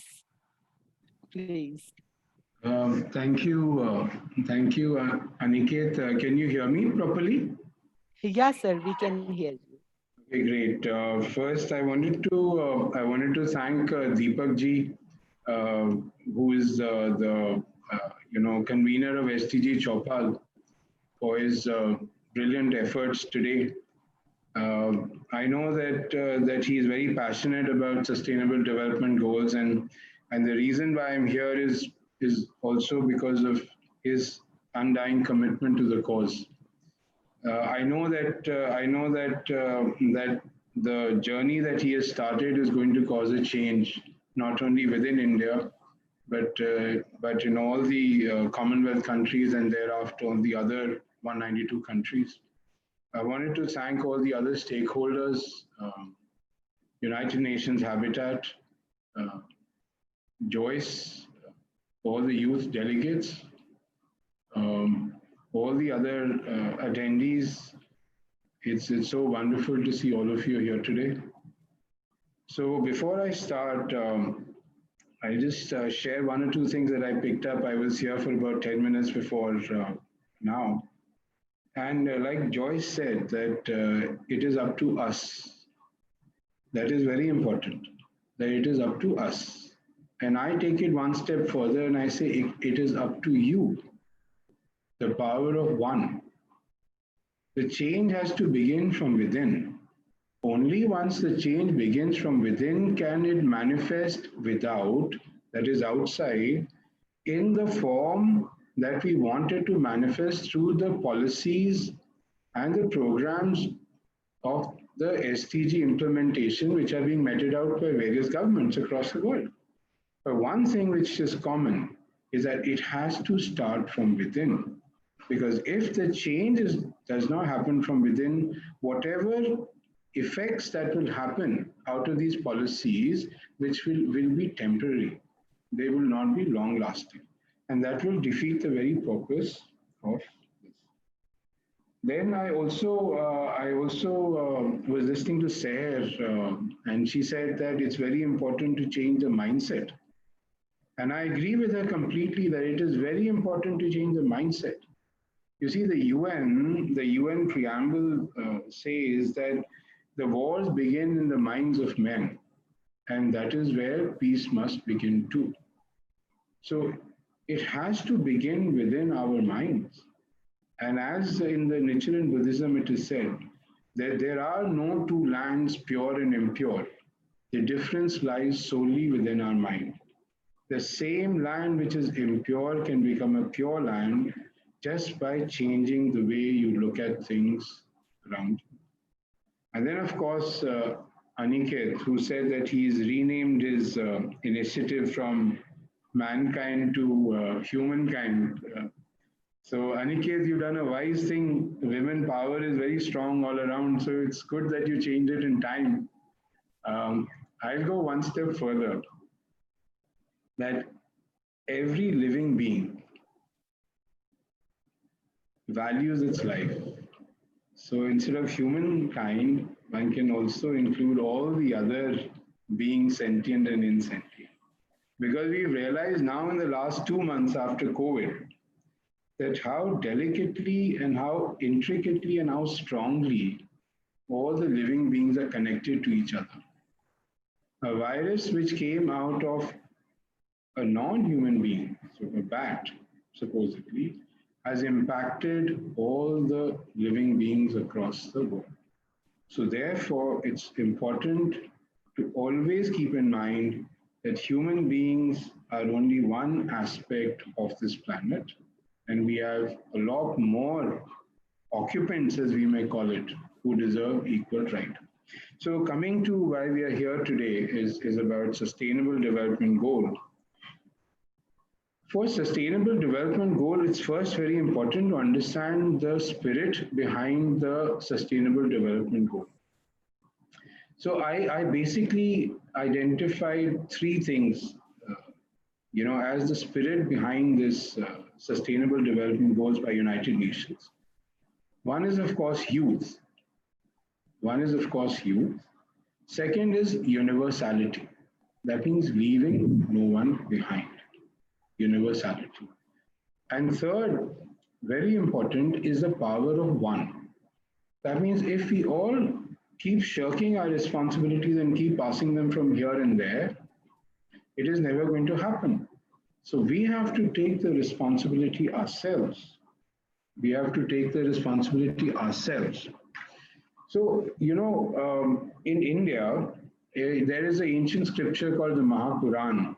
And in the Mahapuran, there is a shloka, there is a mantra for those who are not from India. Mantras are a compilation of sentences, and there's a mantra which says, and this is, mind you, about 5,000-6,000 years back.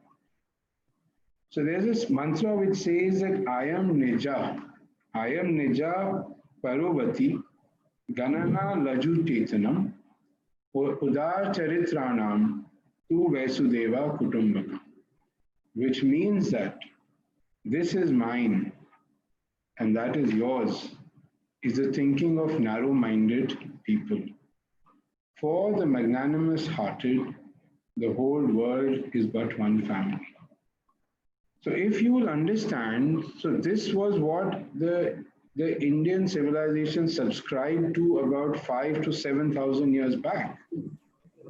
And now, after the last 2 months episode, we are again going back to the same, that the world is but one family.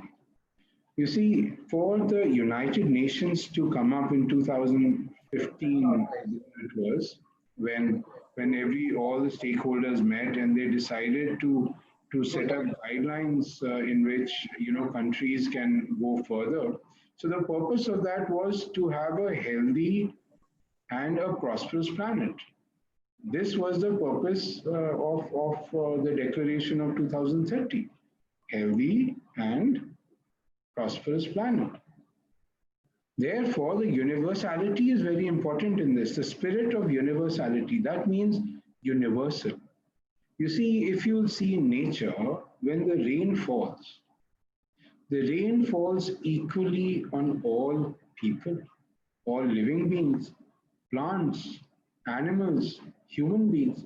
The rain does not discriminate that you're a human being, so I'll fall on you more, or that you're an animal, I'll fall on you less. The rain falls equally. If you will see that life, each living being, whether an animal, whether a human being, holds dear its life to the same value. You can't say that just because you're a human being that, or you're somebody from a particular country, that you hold your life more valuable and somebody from another country has got lesser value.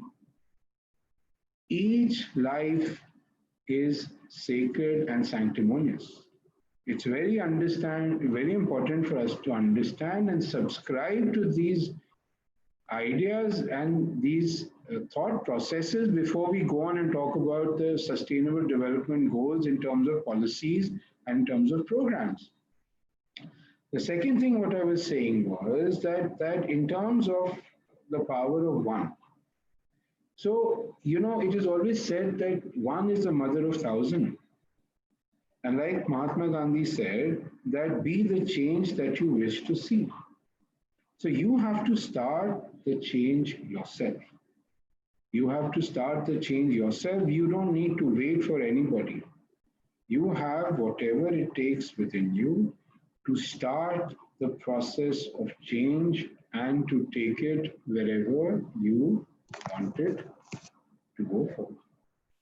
So I'll now talk a little bit about the Sustainable Development Goals as to what SDG and what are the various SDGs and how they will impact and all of that. So of course the SDG was 2015 UNGA. As all of you would know that the UNGA in 2015 adopted the 2030 agenda, and there are 17 SDGs. Out of these 17, education is actually intertwined in about 7 of them. And the SDG 4 is a standalone SDG for education. Now, why is it that education has been given a key role in 7 out of 17 SDGs?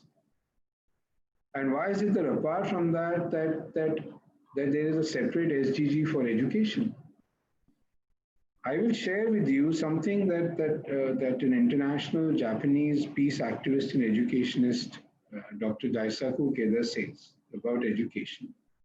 The education is not only the realizing of the inner potential of an individual, it is also the transferring of humanity from one generation to another.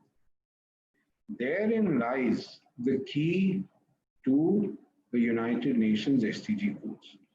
That we just don't want all these things to be implemented, but we want these things to create a next generation that is humanistic in its approach, that in the true sense will create, as they say, one world that is free of borders, in which all countries are prosperous, all its citizens are happy. So in the 17, if you will see, all of them are regulating one aspect of life. So there are different aspects of life that we have, and each of them is regulating one aspect of life. So in terms of SDG 4, so SDG 4 actually talks about free primary and secondary education. Again, like I said, if you will use the context of the definition that I gave you, that it is the transferring of humanity from one generation to another and realizing of the unlimited potential of an individual. And let's see these points that are there for SDG 4, which is free, equitable secondary and primary education. Imagine an education that is transferring humanity and realizing your potential. Then, of course, a quality early childhood development. Everything starts with the child. Have you seen that as a child, you're often happy all the time, unless something makes you unhappy during the day? And as you see, as you grow up, how that process changes, and you're generally unhappy all the time and you're looking for things to make you happy. So, as a child to a grown up, what has happened? Why is this change happened from generally happy all the time to generally unhappy all the time? This is called the mirror of life. The development process which happens from a child to an adult has to be very, very positive and strongly reinforced in the right direction. Third, of course, is vocational or tertiary education. It's important to have tertiary education because one has to understand. So if you have a bus that is running, or if you have a plane, or if you have any mechanism which is there, each part of that mechanism is equally important. If you have a car that's running, if the tires are not there, the car won't run. If the engine is not there, the car won't run. If the rear view mirror is not there, you may have an accident. If the steering wheel is not there, you can't give direction. Every component, even a nut, a small nut which is there next to the wheel, if that is loose, it is risk for life.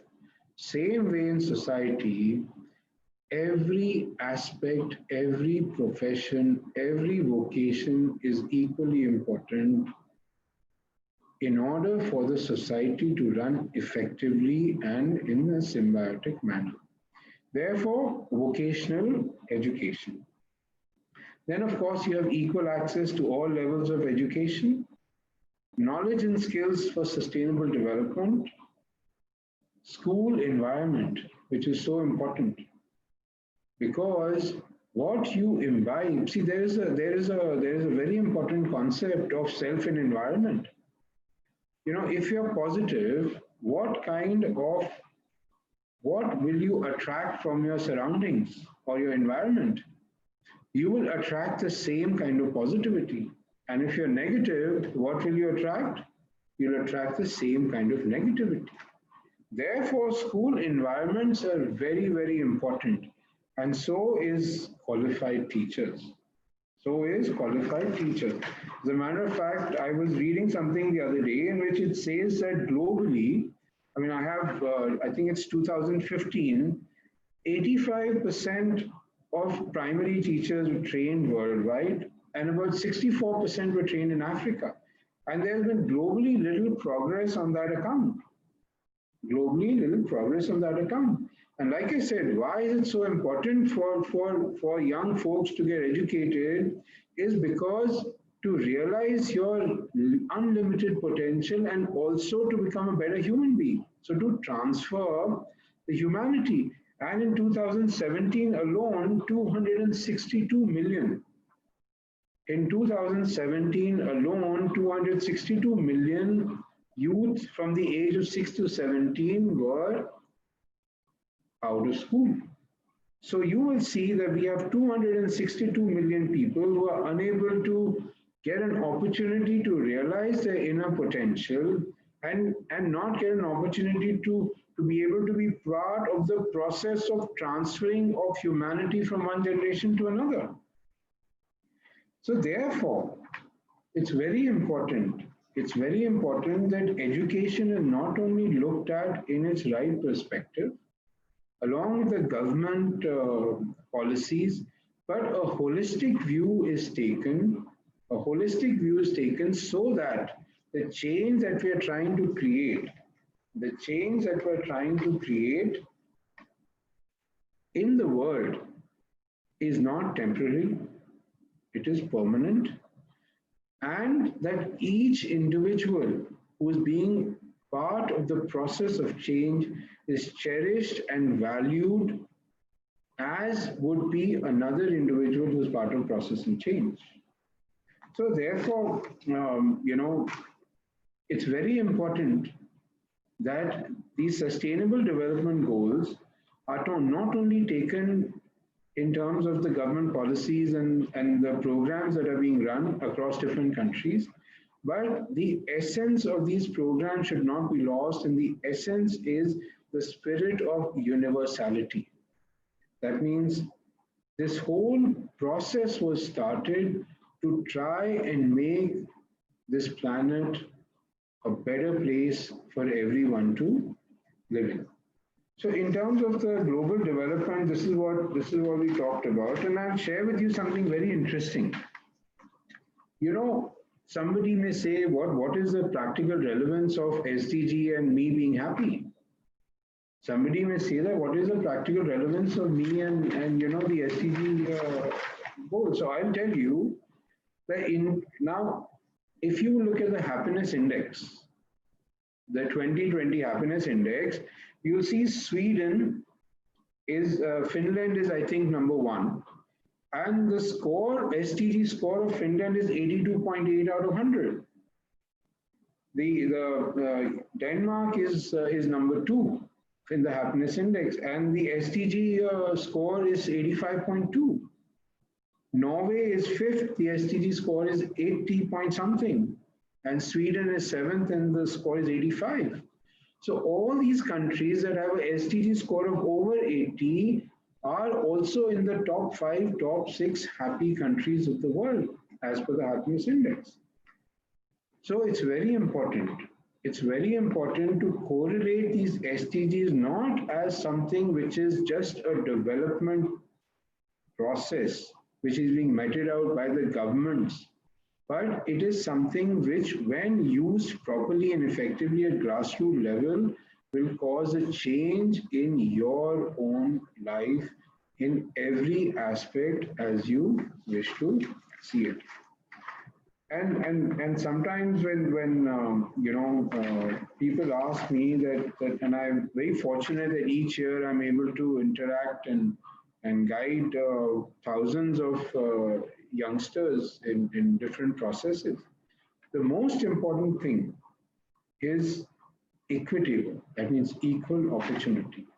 Each individual is equal.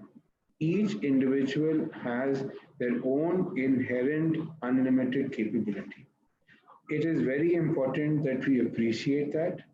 And it is very important that we ourselves have confidence on our abilities as an individual when we are carrying out the process of change. And also a very important aspect of United Nations vision and the SDG policy is leaving no one behind. That again reflects the policy of universality. That it's important not to leave anybody behind. And this will cause the beginning of the change as we see it. India, of course, has the largest youth population in the world. 65% of Indian population is under the age group of 35. That is 850 million people. Imagine the change that can be brought into place by 850 million, let alone the other counterparts that you may have in different countries. Therefore, it's very important for us to understand that all these sustainable development goals, especially SDG 4, has to start with you. Otherwise, the policies that are being implemented will not carry forward in its true sense for the period of time which we wanted to happen. Speaking towards my last, I know that you have, all of you had a long day. I know you've been here since 10 o'clock in the morning. But I will share with you, there is a very interesting 3rd century scripture. There is a very interesting 3rd century scripture called the Lotus Sutra, which is an instrument or which talks about peace and harmonious coexistence. amongst all forms of living beings. And I will quote small thing from the chapter 16 of the Lotus Sutra, where it says that when living beings witness the end of the Kalpa and all is destroyed in a great fire, this my land remains safe and tranquil, where all living beings can enjoy themselves at ease. I hope, I hope that leaving no one behind, each one of you, in the spirit of rather than one person taking 100 steps, 100 people will take one steps and cause a revolution within yourself that will cause a revolution in this planet. And as again Dr. Ikeda says, that the human revolution in one single individual can change the destiny of a nation. Mahatma Gandhi being thrown out of a train has caused the change in the destiny of our country. And I hope that all of you today will, in your own capacity and capability, decide to embark on your journey of being the change in the destiny of your respective countries. I thank all of you for being here, and thank you, Aniket, for all the wonderful interactions that you had and all the panelists that are there. And again, I'd like to thank Dr. Shri Deepak Dwivedi ji for his brilliant vision, and I hope that in the coming times we will be able to connect youth from all over the world to a common platform and step into the coming times in a much more happier, healthier, and brilliant way. Thank you so much, Deepak. Thank you, Bhagarati. Thank you.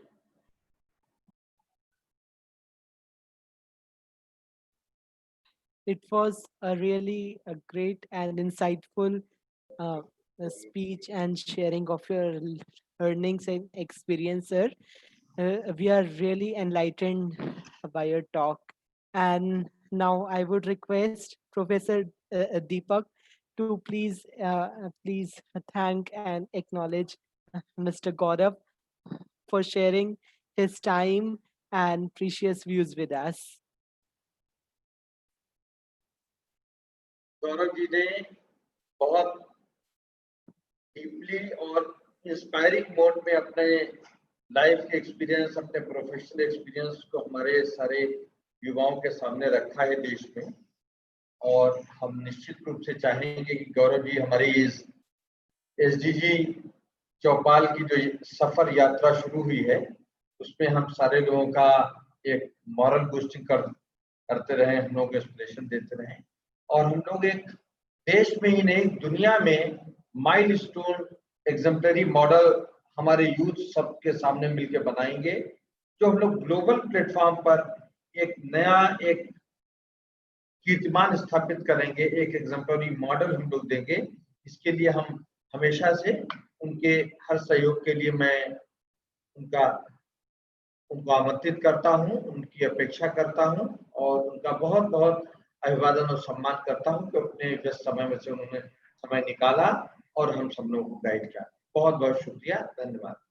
Deepak ji, your vision will cause a change in this Commonwealth and subsequently all countries. And I will share one very small Sanskrit shloka before I leave.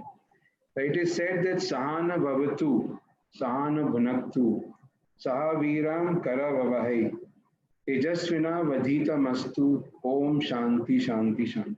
What this means is that let us be protected together. Let us prosper together. Let us perform our actions and duties together. Let us learn and be brilliant together. Let us not have any hate or ill will amongst each other. Om, peace, peace, peace. Thank you very much for giving me opportunity. I wish all the best to all the delegates, that they have wonderful, brilliant, and happy lives, and that we are able to see each other very soon again. Thank you, Deepak. Thank you so much, sir. And thank you so much, Professor Deepak. And now we are moving forward to Master Araf's presentation on role of human rights to achieve sustainable development goals. So we have Araf Seth, who is also SDG Choupal, a child ambassador, and he's also my inspiration, and he's really great. He's doing really great work. He's associated with many organizations that are doing work to working in the field of climatic action, and he's a young environmentalist. I welcome you, Araf, and thank you for joining us. Now, I forward the key to Araf, and you can present. The voice is not coming, Araf. Your voice is not coming. No, it is not coming.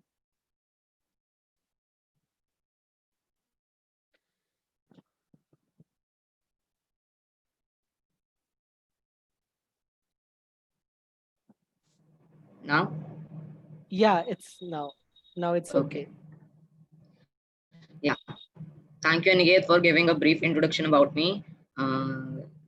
Let me share my screen. Aniket, can you allow me to share my screen for the Yeah, presentation? yeah. Wait. Yeah, so now you can share. Thank you. Just a minute.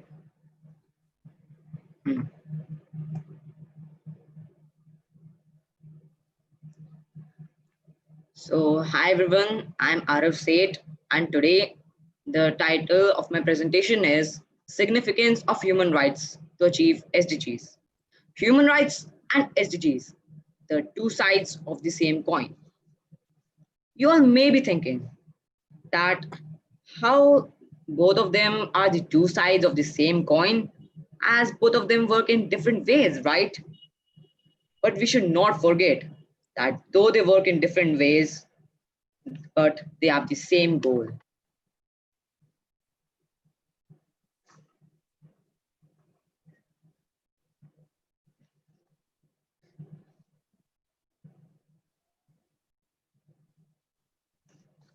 Before I go into depth of human rights and SDGs, let me brief you about them. The human rights are the basic rights and freedoms that belong to every person in the world, from birth until death. They apply regardless of where you are from, what you believe, or how you choose to live your life. These basic rights are based on shared values like dignity, fairness, equality, respect, and independence. The Sustainable Development Goals, also known as the Global Goals, were adopted by all United Nations members states in 2015 as a universal call to action to end poverty, protect the planet, and ensure that all people enjoy peace and prosperity by 2030. The Sustainable Development Goals and the 2030 Agenda are a transformative framework which are based on human rights. Over 90% of the goals and targets of the SDGs correspond to human rights obligations. As member states make progress on SDGs, they make progress on their human rights obligations. Hence, they are the two sides of the same coin. One important indicator of progress in the SDGs is the existence of independent national human rights institution, NHRIs, which comply with international standards known as the Paris Principles. NHRIs help address inequality and discrimination by receiving and addressing complaints and advising governments on rights-based legal frameworks. NHRIs also serve as bridges between civil society and the state. They'll build the capacity of human rights defenders, prevent human rights violation from taking place, and build strategies for the inclusion of marginalized people of the society. SDG and human rights run hand in hand, where both of them visualize a better society and environment by accomplishing different goals and objectives. The right to life cannot be realized without basic rights to save water, air, and land. A human rights approach allows the quality of life of all people to be a central part of decision making. And these rights cannot be sustained until and unless they are acquired with safe resources through SDGs. Thus, both of them are connected, and one cannot be accomplished without the other. Human rights should be the same for all people, no matter what their background is, their race, origin, etc. All people deserve to be accepted as they are by the society. The UNSGs give us a platform to create a universal call to action to end poverty, protect the planet, and ensure that all people enjoy peace and prosperity. It provides us with more guidance and metrics to measure our progress. There are 17 declared goals of the UN SDGs which are to be achieved by 2030. These goals are made to accomplish the objective of a sustainable world for the conservation of natural resources and also for achieving a better society and secure future, which can only be obtained by following the 30 declared human rights made for our freedom and protection. But are we all aware about our human rights? No, we are still left to bridge the gap between humans and their rights. Sustainable Development Goals help to fill this gap. Let us see how SDGs come into action here. I'm putting a problem in front of you, and if you can help me find a solution of it. The problem is the lack of awareness about human rights. Even educated people are not fully aware of their human rights. Could you give me any solution in the chat box? You will get 10 seconds to give a solution in the chat box if you can do so, or I will move on. No, just 1 minute. I will have to open it to answer. Just one Okay. minute, Arav. Yeah. Yeah, so now can send us their responses. So all the delegates can send their responses now in the chat box.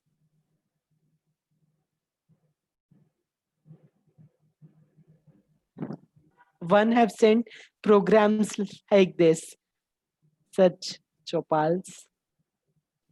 One has sent the education.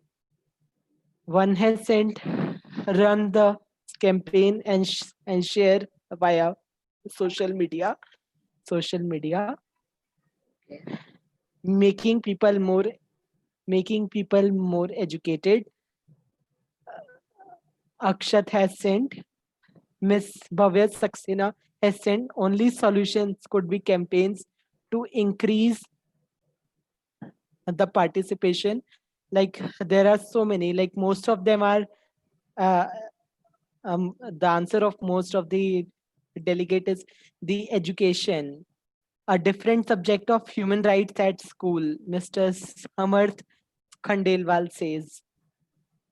You Okay, I will can see stop in you the there chat. and okay, let me go further and tell everyone the solution. Yeah. So SDGs come into action and help us to understand our rights so that they are not violated. SDGs engage communities, youth, local authorities, organize campaigns to spread the awareness about human rights. But the most important thing is that we need youth as change agents or change makers to bring a visible and sustainable impact in the society. But how can youth be a change maker for a better society? The first and the most important step is to be aware of our own rights and aware others around us, like classmates, friends, about SDGs and human rights. The second step to do is initiate campaigns and workshops about SDGs and human rights. You can start this from your school, college, or office, like we are doing in this conference, in which we have invited our relatives, friends, and acquaintances, or we took help of social media to spread a word about it. The last but not the least, engage communities in action oriented activities which promote SDGs and human rights. It is important to involve different communities like rural, urban, underprivileged in activities for their awareness about SDGs and human rights. A little less conversation, a little more action. These wise words were said by Erna Solberg, Prime Minister of Norway. It is time for action now to do the real groundwork to achieve SDG goals by 2030. I like to quote a few statements about human rights to sustainable development from conferences which were held in Rio, Beijing, and Cairo. The Rio Declaration deeply says that human beings are at the center of concerns for sustainable development. They are entitled to a healthy and productive life in harmony with nature. In order to achieve sustainable development, environmental protection shall constitute an integral part of the development process and cannot be considered in isolation from it. Beijing Declaration deeply announces that we are deeply convinced that economic development, social development, and environmental protection are interdependent and mutually reinforcing components of SDGs development, which is the framework for our efforts to achieve a higher quality of life for all people. Equitable social development that recognizes empowering the poor, particularly women living in poverty. To utilize environmental resources sustainably is a necessary foundation for sustainable development. Cairo Program of Action says that the objective of development is to raise the quality of life for all people through population and development policies and programs aimed at achieving poverty eradication, sustained economic growth in the context of sustainable development, and sustainable patterns of consumption and production of human resources development, and the guarantee of all human rights. Now, I'm going to discuss about a few examples to show the significance of human rights to achieve SDGs. Since it is our human right to have a safe and healthy environment to live, SDGs propels us to work for a safe and a healthy environment. Clean water, safe food, and housing are the basic rights for any human being. SDGs objective can be fulfilled when human right has access to an adequate standard of living, including access to safe food, clean water, and housing. Millions of people die because of scarcity and inferior quality medication and medical equipments. The right to the highest attainable standard of health can be achieved through SDGs. Similarly, SDGs also emphasize on gender equality. So do the human rights to equality between men and women, including in matters relating to reproduction and to equal partnership in the family. Overall, these examples were to aware that how human rights and SDGs goes hand in hand. If a person is not entitled to his human rights, then how can he or she help to fulfill the objectives of SDGs? With this, I would like to conclude that human rights and SDGs are the two sides of the same coin. Both of them are dependent on each other for the betterment of the world. It's our job that we accomplish all the objectives of and goals of human rights and SDGs. Let's stay the course for a better future, better environment, and a better society. Thank you.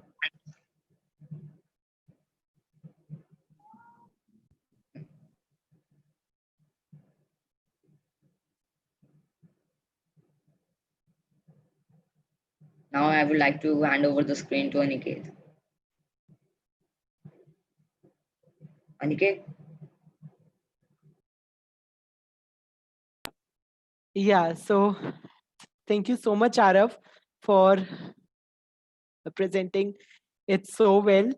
It was really great to see your slide, and I've been receiving so many DMs to share your slide with them.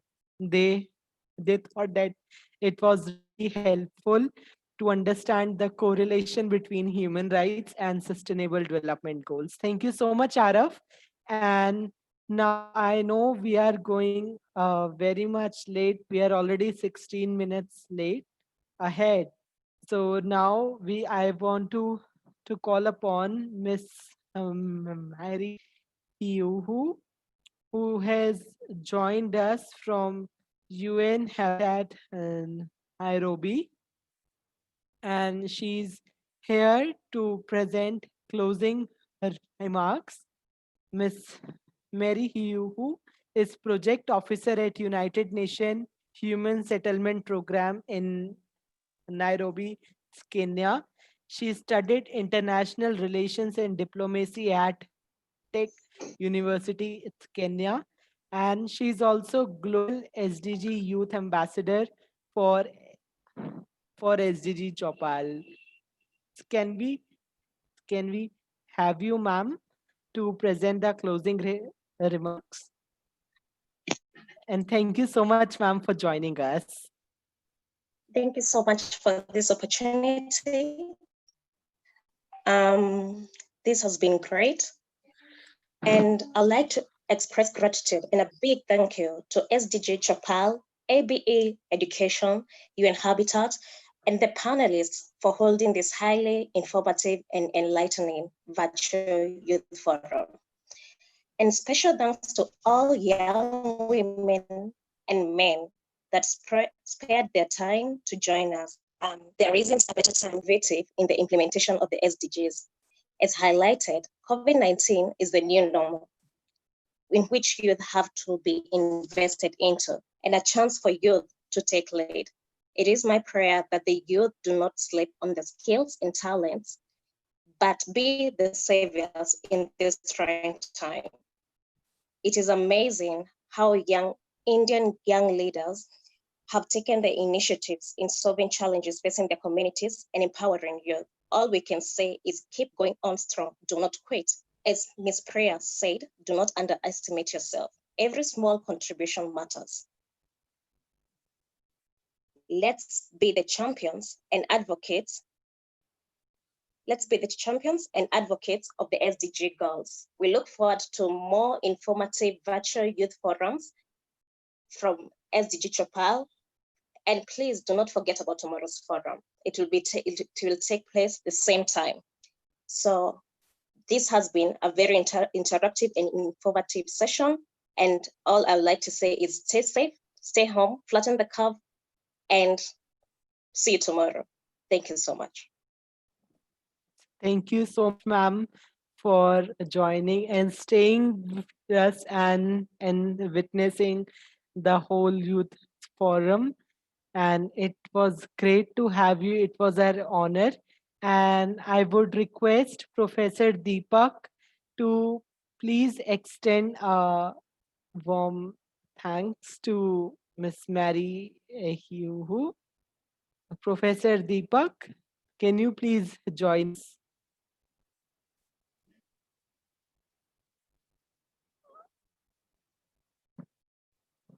I'm sorry. I apologize, ma'am.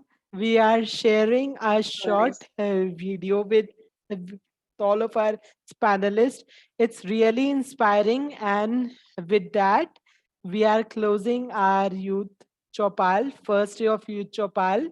And it's really inspiring. I can assure you that it will just once again ignite you.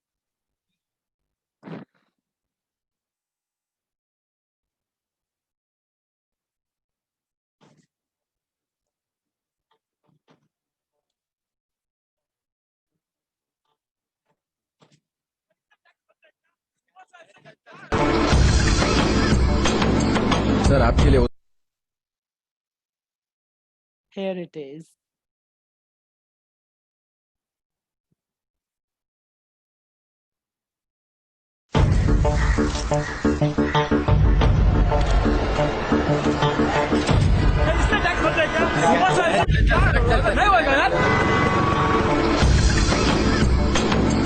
Sir आपके लिए उस पार car का इंतजाम किया है sir आइए sir चल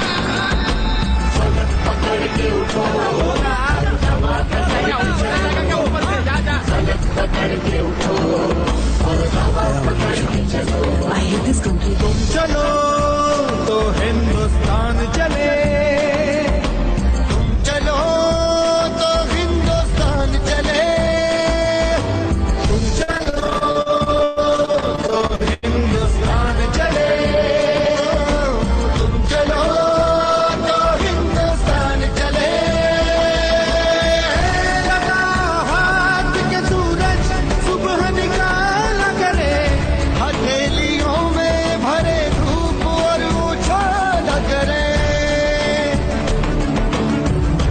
ओ लगा हाथ के सूरज सुबह निकाला करे हथेलियों में भरे धूप और उछाला करे उफक पे पाँव रखो और चलो पकड़ के चलो उफक पे पाँव रखो और चलो पकड़ के चलो फलक पकड़ के उठो और हवा पकड़ के चलो फलक पकड़ के उठो और हवा पकड़ के चलो तुम चलो तो हिंदुस्तान चले तुम चलो तो हिंदुस्तान चले तुम चलो तो हिंदुस्तान चले तुम चलो तो हिंदुस्तान चले हिंदुस्तान चले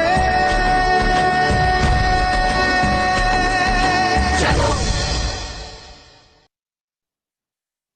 So it shows how one young person or one person can inspire 100 and bring a great change in the society. And with this positive note, I would love to end the first day of our SDG Youth Chopal, and I am very much looking forward for the participation of all of you delegates uh, tomorrow. I wish you all have a great day. Stay safe and take care. Thank you so much.